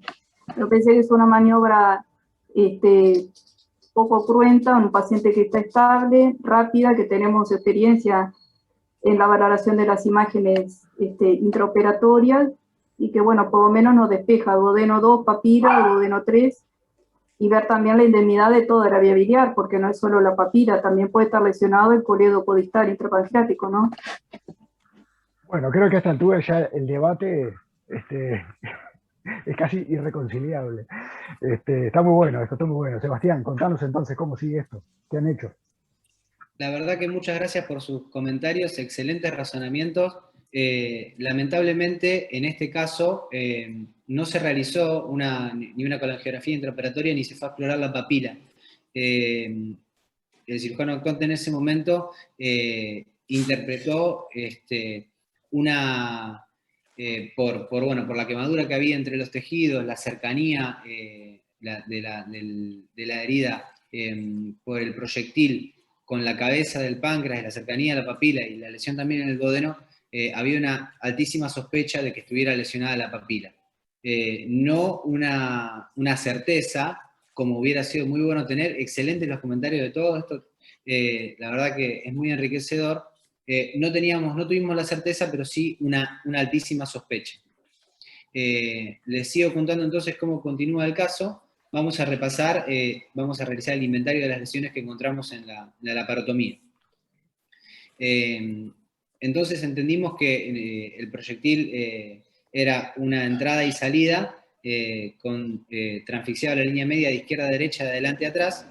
Encontramos una lesión en antropíloro, una lesión en la cara inferior de la primera porción del duodeno, una lesión en la cabeza del páncreas. No sabíamos a ciencia cierta si había una lesión de colédoco intrapancreático, pero había una lesión también en la interfaz de la cabeza del páncreas y el duodeno muy cercano a la papila, y se interpretó como que hubiera una lesión de papila, aunque no la pudimos diagnosticar con ningún estudio complementario. Y bueno, el proyectil salía por el flanco derecho, por la zona lumbar derecha. Esta es una fotografía donde se puede ver una pinza, una bertola atravesando toda la lesión, las lesiones que producía el proyectil. Esa es la dirección en la que pasó el proyectil. El paciente compensado hemodinámicamente, continuaba compensado. La tensión se mantuvo, la sistólica de 100, sin inotrópicos. Como vimos en la tomografía, no se observó lesión de riñón derecho ni de grandes vasos. De hecho, en la laparotomía, cuando se abrió la cavidad, salió un poco de aire y no más de 500 centímetros cúbicos de sangre, así que no había un gran sangrado. Y como comentaba el doctor Bailar o el doctor Pilasi, tenía un pH limítrofe, pero bueno, un pH de 7,32, un exceso de base de -5 y un ácido láctico de 1,9. Entonces, dadas las lesiones que tenía el paciente y estos datos que les muestro de la hemodinamia y la gasometría, ¿cuál sería entonces la conducta que ustedes hubieran hecho, la conducta quirúrgica? Antes de darle la palabra al resto de la gente, yo te voy a dar mi modesta opinión. Me es muy difícil definir una conducta frente a las grandes dudas que tengo. O sea, porque la conducta variaría si vos me decís, bueno, tengo roto o no el colédoco retropancreático. Ya es una cosa. Tengo roto o no la papila, es otra cosa. Entonces, realmente tengo como un conjunto de dudas como para poder responder exactamente qué conducta haríamos. Indudablemente pienso que, y coincido con lo que dijo Sebastián Vélez, son muchas heridas duodenales, como para decir acá hacemos cierre simple y nos vamos nomás. Esto va a pasar seguramente por lo menos por una extrusión pilórica, pero me quedan muchas dudas para poder definir y dar una respuesta por eso, porque procuraría dar respuesta a esas cosas antes. Roberto Torcelli. Bueno, me voy a permitir hacer un comentario para los hermanos de otros países. En Uruguay hace 3 o 4 años discutimos en la Sociedad de Cirugía 2 casos, uno de de este caso que yo le hicimos una DPC, y otro caso que se hizo conducta expectante, y la conducta expectante lo que llevó, acá está el doctor Russo, que llevó el otro caso, que se encontró a las 24 o 48 horas en la reoperación una gran pancreatitis que era muy difícil de solucionar.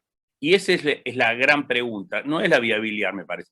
Es la pancreatitis, la fuga pancreática de la cabeza del páncreas o de un canalículo o algo que nos va a dar una fístula pancreática, nos va a dar una pancreatitis regional que el tratamiento quirúrgico de eso va a ser muy difícil.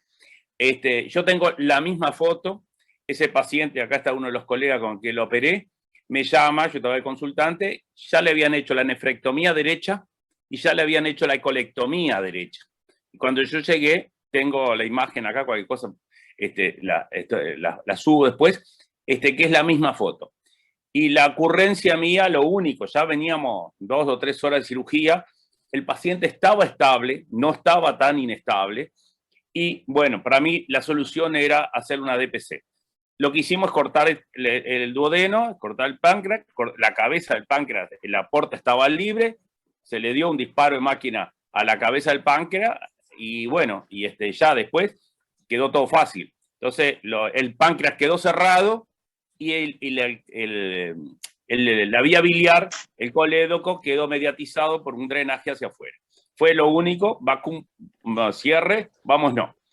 El gran problema de este paciente es que se reintervino a los 3 días después, 48 horas. Y tenía elementos también de pancreatitis, que era difícil la reconstrucción, y se optó por hacer una conducta expectante. Ese paciente nunca se reconstruyó, quedó con su fístula biliar externa, no se hizo un hepático yeyuno, solamente se hizo una gastroyeyuno en la evolución. Se alimentó, comió, pero quedó con una fístula pancreática, una fístula biliar externa, y se murió como a los 8 meses más o menos.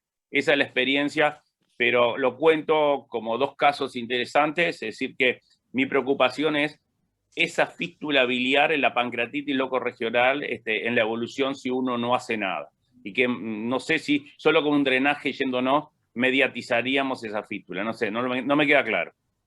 Gracias, Roberto. Julio. Gracias. Julio Aba. Yo estoy de acuerdo con Roberto y yo creo que si tenemos un paciente estable, que tenemos la lesión como tiene este caso acá, yo creo que en el razonamiento o podemos hacer una DPC en ese momento o no podemos porque no tenemos los medios, o no tenemos, a lo mejor no hacemos páncreas. Es para decir, eso hay que hacerlo hoy o en el mismo momento lo derivamos a otro centro para que lo hagan inmediatamente, porque yo estoy de acuerdo con lo que dice Roberto, si este paciente no le hacemos la DPC rápida, después nos encontramos al 3er o 4º día con una pancreatitis asociada a todo eso y dificultamos terriblemente la intervención, me parece.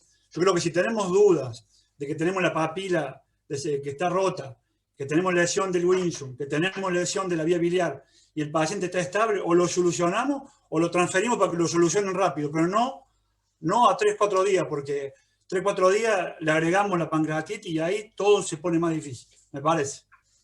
Perfecto, muchas gracias. Sebastián. Excelentes los comentarios, gracias Roberto. Gracias, No, disculpame, doctor Sebastián Vélez. Adelante. El otro Sebastián Sí, que estaba levantando la mano, perdón. Yo me quedé callado. Sebastián, recordame la edad del paciente, por favor. El paciente era joven, tenía 24 años, 27 años. 24 años, un paciente que va a tener un páncreas en la cabeza nada más con un hematoma y el resto normal, con un Wilson fino, con un páncreas que no va a estar como los crónicos que operamos para el cáncer, blando, friable. La verdad que con un 50%, creo hasta 50-50 si tiene lesión o no, la verdad que entre dejarlo un par de días y ver la evolución, seguirlo de cerca y hacerle un procedimiento que le va a agregar morbilidad, no solamente porque el procedimiento tiene morbilidad y mortalidad, sino que aparte la reconstrucción de ese paciente no va a ser tan fácil, porque técnicamente no es fácil. La verdad que si yo tengo dudas, repararía el duodeno, lo superdrenaría, como se dijo, y lo seguiría muy de cerca. Bueno, acá hay 2 posturas. Eduardo Eskenazi, ¿qué pensás? Perdón, estaba... Sí, es lo más complejo que pensar. La idea acá es que uno a veces en trauma piensa que no tiene que hacer muchas cosas. Cuando el paciente está, obviamente estamos hablando de este paciente que es un paciente que nos va a permitir hacer cierto grado de cirugía. Entonces, sacarle la vesícula, sacar el páncreas, uno a veces, y cuando los cirujanos que están actuando son cirujanos de guardia jóvenes, hacer grandes cosas es difícil, es difícil. Yo creo que el páncreas ese va a traer problemas a posterior, así que me parece que hay que hacerle algo resectivo.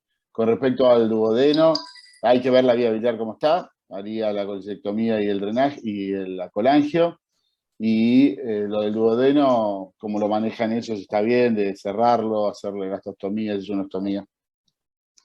Bien. Julio Trochaki, creo que querés ampliar un poco lo que habías puesto en el chat.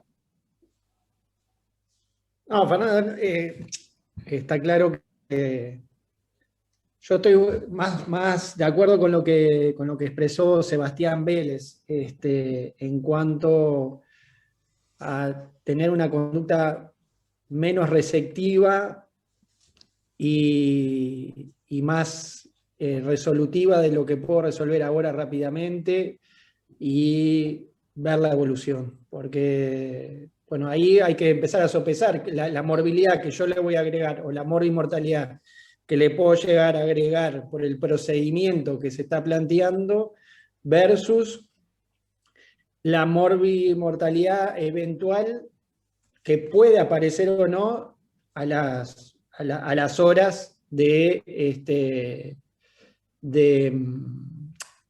esperar si yo no le hago el procedimiento resectivo. Igual entiendo que es discutible, ¿no? Es una situación en la cual tenés que sopesar y yo creo que tener un poco más en cuenta el recurso humano que tenés, porque acá hablamos de la posibilidad de realizar una duodenopancreatectomía y lo que está claro que en un gran porcentaje de los casos podés encontrarte con recursos humanos y un entorno que no esté posibilitado de hacer. Entonces también eso hay que tenerlo en cuenta a la hora de tomar la decisión final. Pero yo haría las reparaciones duodenales, drenaría y esperaría. Bien. Camilo Viñoles, levantaste la mano.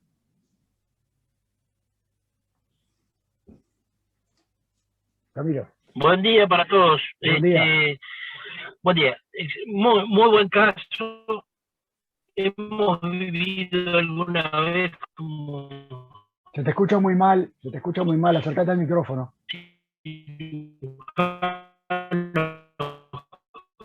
Camilo, no se escucha nada. Ni de trauma, una lesión ahí en ese lugar. Sí, ¿me escuchan ahora? Ahora se escucha mejor, ¿vale? No, ahora no se escucha nada. Nada. No se te escucha, Camilo. No se te escucha nada.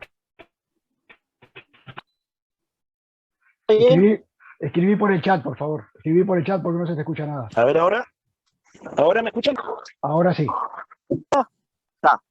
He vivido como cirujano joven algunas de estas lesiones en ese lugar y son lesiones bien desafiantes. Lo primero que hay que ver es tener la certeza de cómo está la vía biliar y la papila por algún procedimiento. Hemos visto una colecistotomía a través de la lesión, como decía Joaquín, ver bien la papila. Y segundo, como decía Julio, depende de donde estemos. Si estamos en Bella Unión, bueno, capaz que un drenaje y derivarlo. Y siempre tenemos que tener el teléfono de un colega que nos pueda ayudar, como el de Roberto, por ejemplo, que nos ayudó con ese enfermo, que bueno, nosotros sabíamos que teníamos que hacer la nefrectomía, etcétera, etcétera, etcétera, pero hay que contar siempre con un amigo, con un colega, que pueda hacer lo mejor para el enfermo en el medio en el cual estamos. Eso para el trauma y para toda la cirugía en general es fundamental, porque no podemos resolver todo, obviamente. Entonces, contar con con un colega referente que nos pueda dar una mano en ese tipo de lesiones es fundamental. Si estamos en Bella Unión, en Rocha o en otro lugar, drenaje y bueno, y vemos. Pero si tenemos referentes, hay que llamarlos, hay que contar con ellos. Bien, gracias Camilo. Doctor Russo. Yo puse ahí en el chat que nada ni nadie va a evitar la pancreatitis grave en este enfermo con 2 lesiones pancreáticas, una de ellas claramente transficiente del páncreas. Me parece que nadie, ni siquiera la DPC, como muy bien lo dijo Roberto Taruseni. Y en cuanto a la DPC en agudo, en esa confrontación, ese face to face que se hizo en aquel momento en la Sociedad de Cirugía, yo había analizado el trabajo de Asensio, el primer trabajo que hizo Asensio sobre DPC en agudo, y yo había encontrado en ese momento 6 variables de infraestructura y requerimientos para hacer una DPC con éxito en agudo. 6 variables que eran, que ahora no me las acuerdo todas, tengo un diapositivo por ahí, 6 variables que eran todas de infraestructura, equipamiento y entrenamiento del equipo quirúrgico como para poder hacer una DPC en agudo con éxito. Eso ya evidentemente nos quita a un montón de centros donde habitualmente puede llegar este enfermo en esta condición.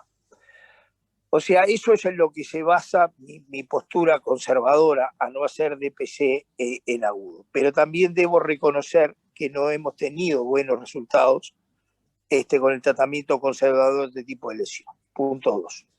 De modo tal que, como vemos acá en este Ateneo, todo es opinable. Y todas las soluciones, ninguna va a ser una solución enteramente eficaz, efectiva y que podamos decir esto se puede hacer, y menos aún esto se puede hacer en cualquier lugar. Así que yo creo que estamos ante una lesión gravísima. Yo creo que sí hay algunas cosas que hay que decir. Lo primero es que yo, abonando a la controversia, me inclinaría por tratar de hacer un balance lesional lo más acabado posible, basado en la estabilidad del enfermo, de la vía biliar, del virsum y de la papila. Trataría de hacer eso y mi conducta sería, y cuanto más bajo es el nivel digamos, más bajo el nivel de posibilidad asistencial y de respuesta a la complejidad de esta lesión en cuanto a hospital, equipo quirúrgico, etcétera, más control de daños, más derivación a un centro HPV. Yo creo que esos son los criterios que deberíamos manejar. ¿Qué hacer? Es muy... también va a haber una gran controversia técnica. Yo le digo simplemente lo que nosotros hemos hecho a través de los años: exclusión duodenal, reparación, drenaje de toda la zona, reparación duodenal, exclusión, reparación de las lesiones duodenales, drenaje de todas las zonas, de toda la zona, y una gastroyeyuno si el enfermo da, y después internarlo en un CTI. Eventualmente también a este enfermo se le puede hacer, cosa que puede ser un poco más discutible, una dedurostomía ya para tener una vía de alimentación, para ser un enfermo de largo aliento, y bueno, y después la infección va a entrar a jugar su partido, y todo esto es muy complejo y multidisciplinario. Muchas gracias. Gracias, Russo. Resumiendo, y ya para seguir adelante, permítanme que les leo los dos mensajes del chat que creo que reflejan el nudo de esta controversia. Por un lado, el doctor Pablo Baúl, que dice cierre de lesiones, exclusión pilórica, drenajes, colangio resonancia postoperatoria, y si hay lesión inadvertida biliar, estén por ERCP o manejo... Se me tapó acá. Bueno. Y la doctora Andrea Potes, que dice DPC en 2 o 3 tiempos. Creo que eso resume un poco las dos posturas que se han venido debatiendo en este momento. Si están de acuerdo, seguimos adelante y salimos de la curiosidad de qué se hizo en el paciente, ¿no? Yo les quiero agradecer a todos por sus comentarios. La verdad que una discusión de primera. Definitivamente está claro que, a ver, sabido cómo tenía la vía biliar ese paciente o la papila, poder haber hecho un estudio en ese momento hubiera aclarado mucho el panorama y facilitado la conducta, pero no lo teníamos. Lo que sí teníamos era una alta sospecha de que podía tener una lesión en la papila. Acá pusimos, bueno, se discutió mucho todo esto, no sé si vale la pena hablar de estas opciones, que más o menos es lo que se dijo. Creo que lo propuesto de... Creo que el procedimiento del doctor Verne hoy en día ya no se hace más, la diverticulización duodenal, ¿no? Más bien nos inclinaríamos por una exclusión pilórica. Pero bueno, todo fue discutido. Exactamente. Así que continuamos adelante. Y muchas veces cuando nosotros pensamos o estamos ante la duda de alguna cosa, haciendo una analogía con el fútbol, es fuerte y al medio.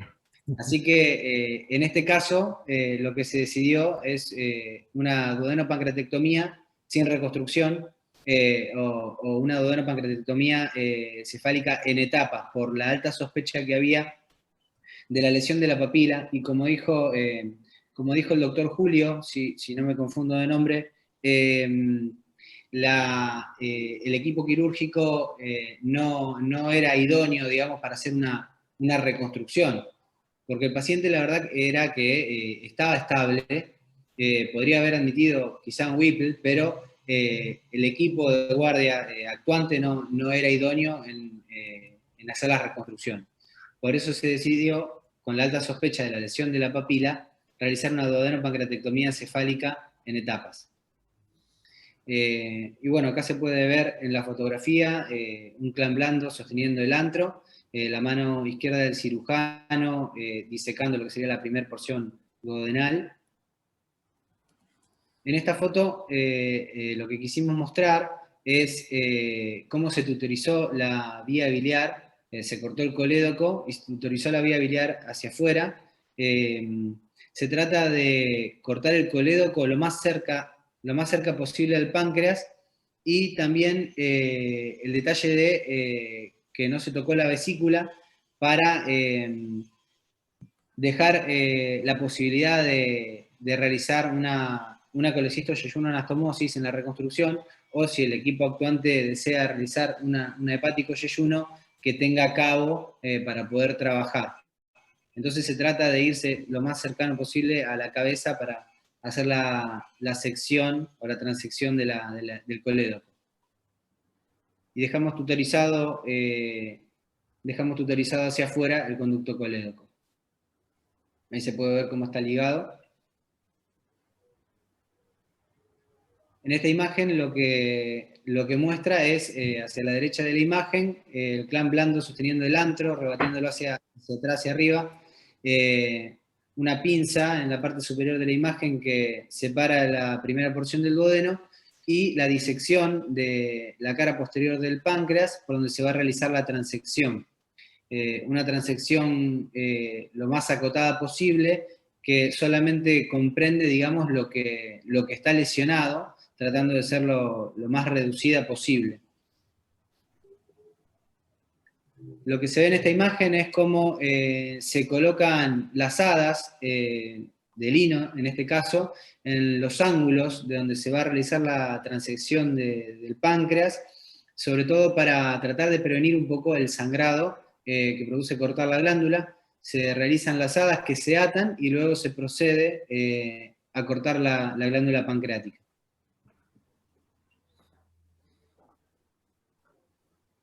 Acá podemos ver ya cómo se realizó la resección. Lo único que queda ahí por resecar sería la tercera porción duodenal para poder sacar la pieza. Esa es la dirección del corte. Ahí se ve cómo se liga la tercera porción del duodeno. Y acá ya se ve cortada la tercera porción del duodeno. Y ahí se puede ver, antes de extraer la pieza, la lesión que tenía en la cabeza del páncreas y la salida por la parte posterior de lo que sería D2 y la relación que tenía con la papila. Se ve que la pieza no es como las piezas oncológicas, como decía el doctor Luis, en una DPC que se hace por una cirugía de control de daños o en este caso por una herida por proyectil de arma de fuego, uno trata de hacerlo lo más acotado posible. Así nos quedó el paciente con su vía biliar, el colédoco drenado con una sonda K30, el duodeno ligado porque se quería hacer pronto la segunda etapa, no se suturó, y el estómago sí, al ser más grande, para prevenir una necrosis por la ligadura, lo que nos han enseñado es hacer un surgé rápido con algún material, en este caso fue reabsorbible, para dejar todo cerrado. Y podemos ver que el campo quedó, no se ve ningún sangrado y quedó un campo limpio. Y esto lo quiero decir a raíz de los comentarios de los doctores que a veces la pancreatitis o después el ambiente que se genera cuando uno pone drenajes y esto falla, es muy difícil poder realizar algo después. El paciente fue a la unidad de cuidados intensivos, después de terminada la cirugía, les puedo comentar que duró 90 minutos. El paciente fue con el abdomen con un BAC y con discretos inotrópicos a la unidad de cuidados intensivos. En la unidad de cuidados intensivos se presentó al equipo hepatobilio-pancreático para que realizara la reconstrucción. El segundo tiempo, digamos, de la duodenopancreatectomía cefálica. Ellos pidieron una colangiografía transcatéter, que bueno, esta es la imagen donde se puede ver la vía biliar extrahepática y la vía biliar intrahepática indemne con la vesícula también indemne.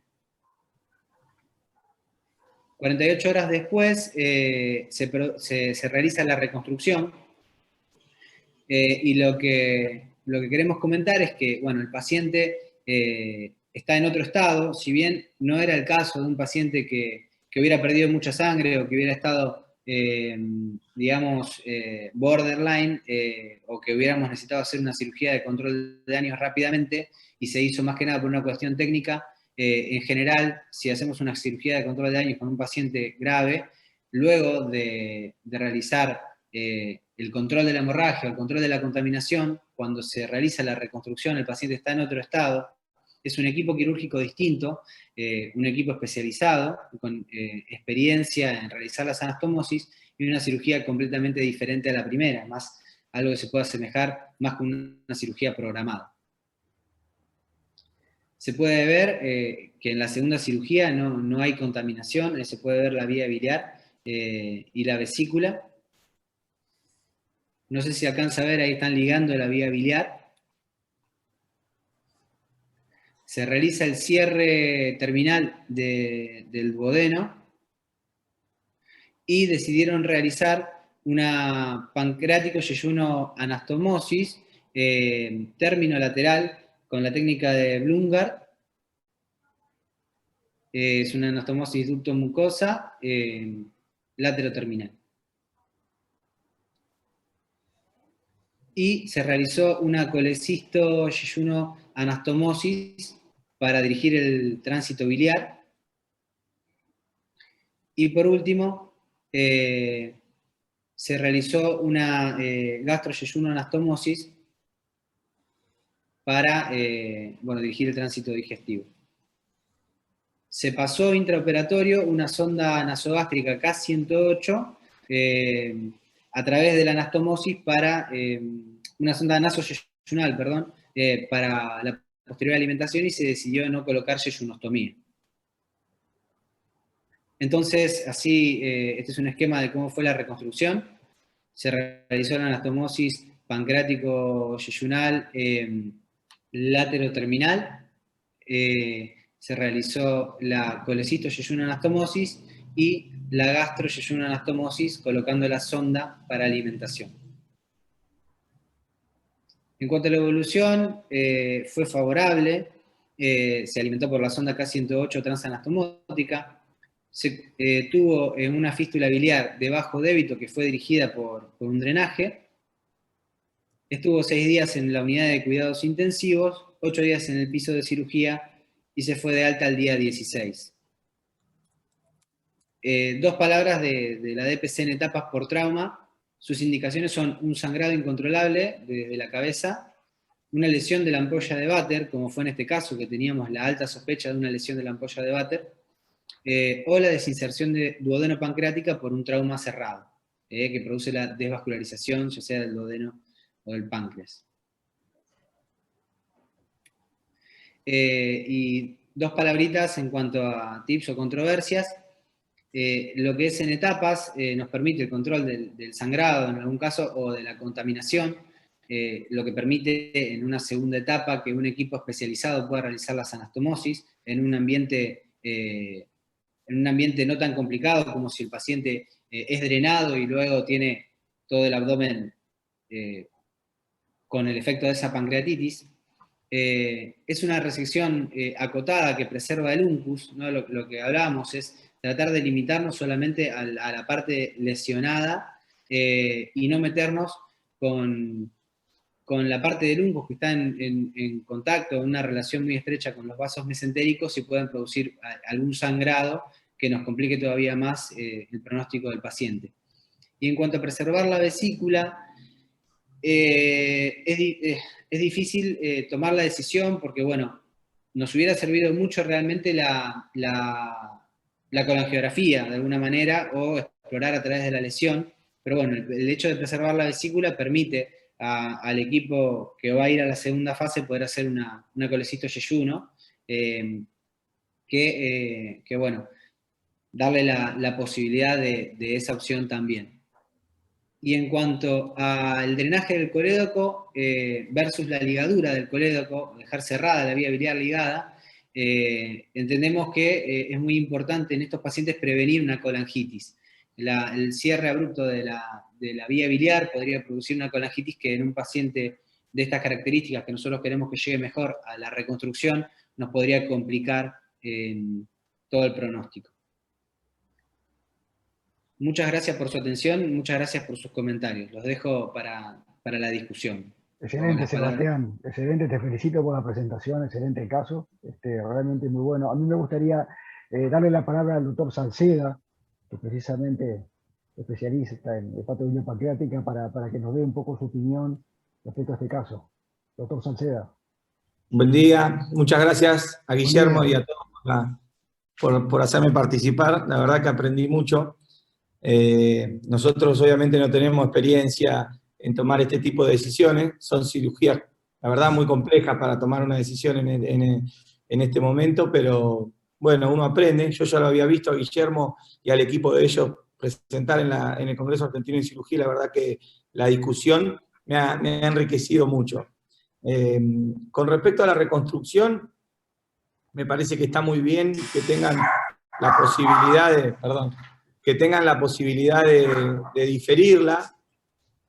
Habitualmente hay muchas reconstrucciones que hacemos los cirujanos oncológicos. Yo la única que no me convence mucho, no sé si entendí mal, es si tiene una reconstrucción colecisto, yeyunal, o sea, tiene una anastomosis biliodigestiva con la vesícula. Sí, Juan, exactamente. El argumento en ese momento fue que el colédoco, que había quedado drenado, ¿no?, con un catéter, estaba muy fino y, bueno, les pareció que eso podía condicionar algún tipo de problema postoperatorio. Siempre se plantea esa duda, y de paso aprovecho la presencia de Juan para comentarlo, si dejar el colédoco ligado o si dejarle un catéter. Y siempre es el argumento de que si uno lo deja ligado, después está dilatado y más apto para un hepático yeyuno, versus si uno lo deja ligado que puede hacer una colangitis. Y bueno, uno siempre piensa en las complicaciones inmediatas y el temor a la colangitis es lo que nos hizo drenar en este y otros casos que hemos tenido similares, siempre el colédoco. Pero bueno, ocurre esa situación. El tema es que me resulta raro. Nosotros los cirujanos hepatobiliares a veces pecamos de querer hacer todo muy bien y por eso no somos buenos en el trauma. Pero cuando ya estabilizaron el paciente, no quiero volver sobre todas las discusiones porque ustedes ya, la verdad que las tocaron muy bien. Los cirujanos que fueron capaces de hacer una reconstrucción de una anastomosis ducto-mucosa, o sea, le hicieron la anastomosis más difícil de la DPC, la hicieron como si estuvieran operando un cáncer, y la otra, que fisiológicamente va a tener un impacto muy grande en el paciente, hicieron una anastomosis que realmente no se hace. Inclusive viendo la colangiografía, les queda un lindo cabo de colédoco como para haber ido un poco más arriba. Fueron recontracautos y me parece bien de tratar de que el paciente no haga una colangitis, aunque eso vaya en detrimento de no dilatar la vía biliar, como es dejarla ligada, pero hicieron una anastomosis muy difícil. Yo la hubiera completado con la otra anastomosis. Con respecto a la reconstrucción, el resto está todo perfecto. Otra pequeña cosa, perdón, tengo los perros que se ponen mal. Los perros quieren opinar. Otra cosa que tiene que ver quizá con lo que comentaba Sebastián en su presentación, es que ya una vez que tomaron la decisión de la duodenopancreatectomía, hay que buscar la comodidad más grande para que la reconstrucción sea lo más eficiente posible. Cuando hacen la transección del cuello, se fueron muy pegados a la cabeza del páncreas, cuando en realidad conservar la glándula más o menos fisiológicamente va a ser lo mismo, un poco más, un poco menos. Y en la tomografía de ingreso se veía que el trauma vascular sobre el páncreas, más allá de por donde pasó el disparo, estaba en el cuello. No hubiera estado mal irse un poquito más hacia la izquierda, que te quede más fácil que el Wilson esté un poco más alejado de la cara posterior y de la cara retroperitoneal del páncreas y reconstruirla. Son detalles que me permito decir porque ya habían puesto el paciente en condición de estabilidad. Todo lo que uno decide ahí, la cirugía es una especialidad de toma de decisiones y la especialidad de ustedes más todavía. Por eso una vez que lograron llevar al paciente hasta ahí, lo único que no me cierra mucho es lo de la colecistoyeyuno, después lo resolvieron excelente. Muchas gracias. Muchas gracias por los aportes. Lo que mencionaba Juan tiene que ver con el futuro de que esa colecistoyeyuno no es popular entre ustedes porque no funciona bien y que puede provocar colangitis recurrente, ¿no es cierto? Eso es lo que se ha planteado y por eso, bueno, hoy en día es una anastomosis que se utiliza muy poco, solamente paliativa para algunos casos oncológicos. Sí, exactamente. Doctor Pablo Babul. Estoy a Carlos. Pablo Babul había levantado la mano, no sé si estás ahí ahora. Bueno, doctor Pirazzi. Carlos. Gracias, Fernando. Sí, yo quería como para dejar no sé, a lo mejor un mensaje o una cosa más. ¿Qué nos va a pasar a los que no hacemos Whipple normalmente? Yo sí estoy entrenado en trauma, pero el trauma no incluye hacer un Whipple justamente porque es un procedimiento raro, poco frecuente, que va mal cuando se hace en la urgencia. Y a lo mejor, claro, este resultado anduvo muy bien y la gente que lo hizo sabía hacer un Whipple, que no es lo que normalmente hacemos los cirujanos de trauma. Entonces, quiero que, no sé, para que no quede la sensación de que esto es lo que habría que hacer y que estamos obligados a hacer un Whipple cuando a lo mejor no tenemos las competencias técnicas para hacerlo. Entonces, le quería preguntar al doctor Salceda, como él es experto en el tema hepatobiliar, o Julio Abas también, ¿qué opinan ellos, por ejemplo, de haber recibido, porque yo no habría hecho esto, yo habría sido mucho más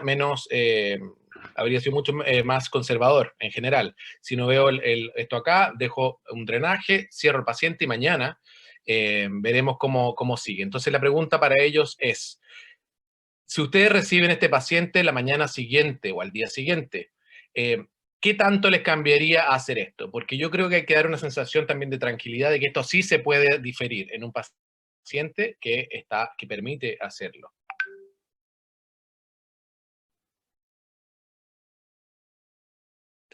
Juan, ¿qué te parece? Como por ejemplo, si yo hago esta cirugía más conservadora la noche anterior, donde yo, por ejemplo, sí aprendí que era mejor hacerlo el tema de la ligadura, sabiendo que aumenta el tema esto de las infecciones, pero que facilita también al equipo que va a seguir, que no voy a hacer yo, para hacer la derivación biliodigestiva, dejarle Yo creo, Carlos, más dilatado. Yo creo que dije lo que dije antes y estoy de acuerdo en todo lo que decís. Yo creo que si vos como cirujano de trauma, que ves que es una cabeza de páncreas que no va a ir, que está decir, la papila está destruida, que tenés lesión de la vía biliar y que lo drenás, pero yo creo que podés transferir al paciente. Hablo en situación de estabilidad, no hablo en situación de catástrofe, hablo en situación de estabilidad. Yo creo que drenar y transferir el paciente para que lo opere y que no demore mucho en operarlo, el cirujano que lo recibe, para hacerle el tratamiento que crea necesario. Yo creo que eso es una opción, me parece. Vos como cirujano trauma te das cuenta cuando es un paciente que lo drenás y no importa en qué centro esté, va a ser drenado y está bien. Cuando tenía una cabeza de páncreas que está toda destruida, porque Guillermo dijo que tenía una salida duodenal de 2 centímetros, algo así. Era una herida importante. Este caso hablo yo. Yo creo que transferir el paciente anunciando al amigo HPV que el páncreas está destruido, yo creo que es muy importante y yo creo que eso es lo que hay que hacer para mí. Carlos y Julio, yo no quería entrar sobre la discusión anterior para no sacarles tiempo ni nada, porque ustedes ya la abordaron muy bien. En su momento la discusión se centró sobre la vía biliar. A mí me parecía importante los que mencionaban que quizás se podía poner un catéter por el cístico y hacer una reparación y esperar. Y en ese caso, si hubiera tomado esa decisión, que uno la toma en intraoperatorio y está bien, como también está bien la decisión que tomaron ahora, ya ahí lo esperaría un poco más.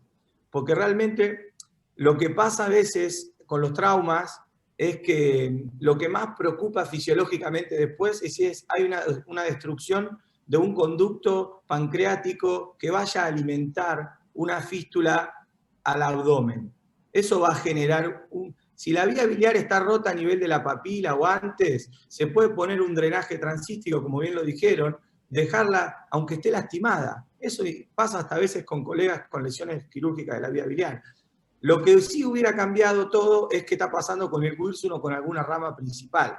Entonces, ahí sí es que es la discusión que bien pusieron ustedes, quizá el paciente sale de quirófano ahí, pero cuando lo querés reconstruir dentro de un par de días, te encontrás con un magma de una cosa que es imposible de ver con la pancreatitis y lo que se genera después. Yo creo que ese es el problema.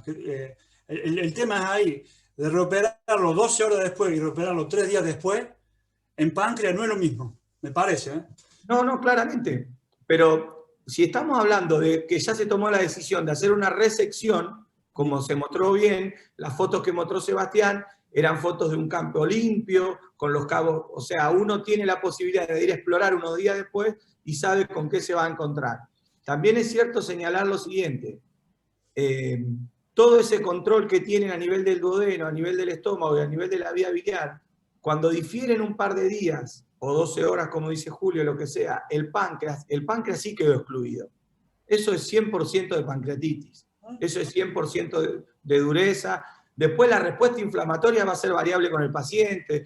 Puede ser que esté recibiendo corticoides o no, pero eso es 100% de pancreatitis. En ese caso, y viendo que este donde hay cirujanos muy capacitados de otra especialidad, no está mal tener en cuenta, ya que fueron capaces de hacer una resección tan compleja en agudo, no está mal tener en cuenta no hacer una anastomosis ducto-mucosa, que por ahí sí es muy de cirujanos oncológicos, y el páncreas se puede telescopar o al yeyuno o al estómago, y tiene un buen resultado, digamos. Esas licencias me parecen mucho más factibles y mucho más lógicas que la colecisto yeyuno, por ejemplo. Perdón que vuelva sobre eso. Nicolás Martínez. Sí, hola. Muchas gracias por la discusión, porque la verdad que está buenísimo. Y yo estaba pensando en si me toca vivir este paciente acá. Nosotros acá no tenemos especialista hepatobilio pancreático ni nada. Y si yo tengo que dejar al paciente para que lo resuelvan al otro día, tengo que dejar al paciente para que lo trasladen, y no estoy seguro si puedo lograr el traslado en 1, 2, 3, 4 días. Es incierto eso. Entonces yo creo que me tengo que enfrentar a resolver el paciente. De repente, si le toca a otro colega que tiene menos experiencia o lo que sea, de repente, digo, es peor hacer algo mal que no hacerlo y esperar el otro día de tener más apoyo, otra cabeza, otras manos. Este es un paciente, a mí me parece que estaba ideal para hacerle la duodenopancreatectomía, inclusive hasta la reconstitución al mismo día, porque lo que le estoy diciendo es que de repente si yo lo dejo para el otro día, ¿quién lo resuelve? El paciente estaba estable, no sangraba. Eso es una cosa que a los que ponen a favor de no hacer la duodenopancreatectomía, de repente la cabeza del páncreas sigue sangrando y bueno, hay que hacerle un packing y el packing funciona. Y lo que están planteando me parece que es tal cual. Digo, nosotros al otro día o a los 2 o 3 días cuando nos enfrentamos de vuelta al paciente, no es un paciente nuestro. Ya es un paciente, bueno, no es un paciente nuestro, no es un paciente que nosotros vayamos a resolver, pero le vamos a entregar al colega un paciente que es una, como dijo Cantileno, una vuelta en otra herida de páncreas, es una sopa de inflamaciones y una reconstitución ahí en ese paciente. Estamos dando un problema a otro colega para resolver un paciente que en el momento de repente es nuestro. A mí inclusive, para que ustedes piensen que puede haber otra opinión, se me ocurre, como dijo recién Juan, alejarme del problema e ir directamente a hacer una duodenopancreatectomía más formal y alejarme del sangrado y de la cabeza del páncreas e irme a la izquierda y de repente sacarle el uncus. Digo, eso se me ocurre. Gracias. Gracias, Nicolás. Viste ahí un detalle, ¿no? Que hecha la BTC, no vas a tener esa sopa de pancreatitis espantosa a las 12 o 24 horas. O sea que la reconstrucción no es que le estás entregando al colega un ambiente locorregional absolutamente hostil.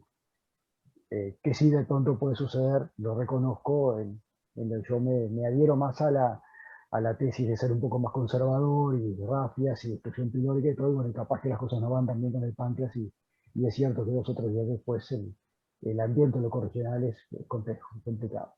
Este es un tema realmente muy difícil, apasionante, y bueno, creo que la discusión que se dio en el Ateneo mostró justamente que es un tema todavía no resuelto. Hay diversidad de opiniones y hay que estar ahí también, ¿no? Hay que estar ahí en el momento. Y lamentablemente, por suerte para nuestras sociedades, pero lamentablemente para nosotros como cirujanos que nos gusta el trauma, tampoco es una cosa que veamos todos los días y decir, bueno, acumulamos una experiencia tal en un centro y podemos decir, mira, tengo una serie tan importante que yo te puedo mostrar que realmente esto comparativamente es distinto. Pero bueno, realmente bienvenidos sean las discusiones que nos enriquecen y aprendemos todo. No sé si alguien más tiene algún otro aspecto para aportar.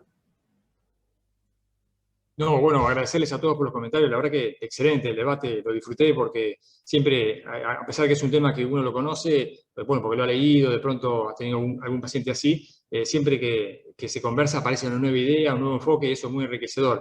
Y yo creo que, aparte de la lesión del paciente, influye mucho el local, ¿no? Donde se está trabajando, porque una cosa es cuando el paciente se opera en un hospital grande, así como el nuestro, donde está el especialista que lo va a reconstruir, y otra cosa es cuando el paciente está en un ambiente austero, hostil. Eso de pronto la experiencia de Carlos es muy interesante porque ha estado en los 2 sitios, y yo creo que ahí es valioso transmitir el mensaje para el cirujano de urgencia, que de pronto, bueno, puede llegar a resecar la cabeza del páncreas, como en este caso, que de pronto uno lo puede hacer o puede tener un poco más de confianza porque ha ayudado a hacer DPC, pero a veces puede ser un cirujano de urgencias que no ha tenido esa experiencia, y entonces creo que ahí sería valioso cómo podría ser el mejor control de daños posible, cómo poder asegurar el mejor drenaje posible, el mejor control de la contaminación, cosa que ese paciente, esas horas, pueda llegar a otro sitio, en este caso ver a dónde se lo puede derivar, y ahí cuando el paciente tiene que viajar de un lado para otro, ahí el control de daños realmente tiene un peso muy importante, ¿no? Cómo dejar a un paciente bien drenado, al punto tal de que yo creo que podría ser uno de esos pocos casos que uno deja al paciente con el abdomen abierto, ¿no? Le pone el sistema de presión negativa, pero yo creo que esto es uno de los casos en los cuales valdría la pena colocar drenajes intraabdominales también, porque sobre todo por el tema de las fugas pancreáticas que son tan rebeldes y que a veces con el VAC, con el aspirativo del VAC no alcanza digamos, a dirigirse la fístula o a secar el abdomen. Exacto. Bueno, muchísimas gracias, Guillermo. Bueno, ha sido un placer realmente. Fue muy fructífera la discusión. Gracias a Creo que todos aprendimos. Nos vemos el sábado que viene. Muchísimas gracias. Gracias a todos. Buen día. Saludos. Gracias. Muy bueno el Ateneo. Chao, buen día.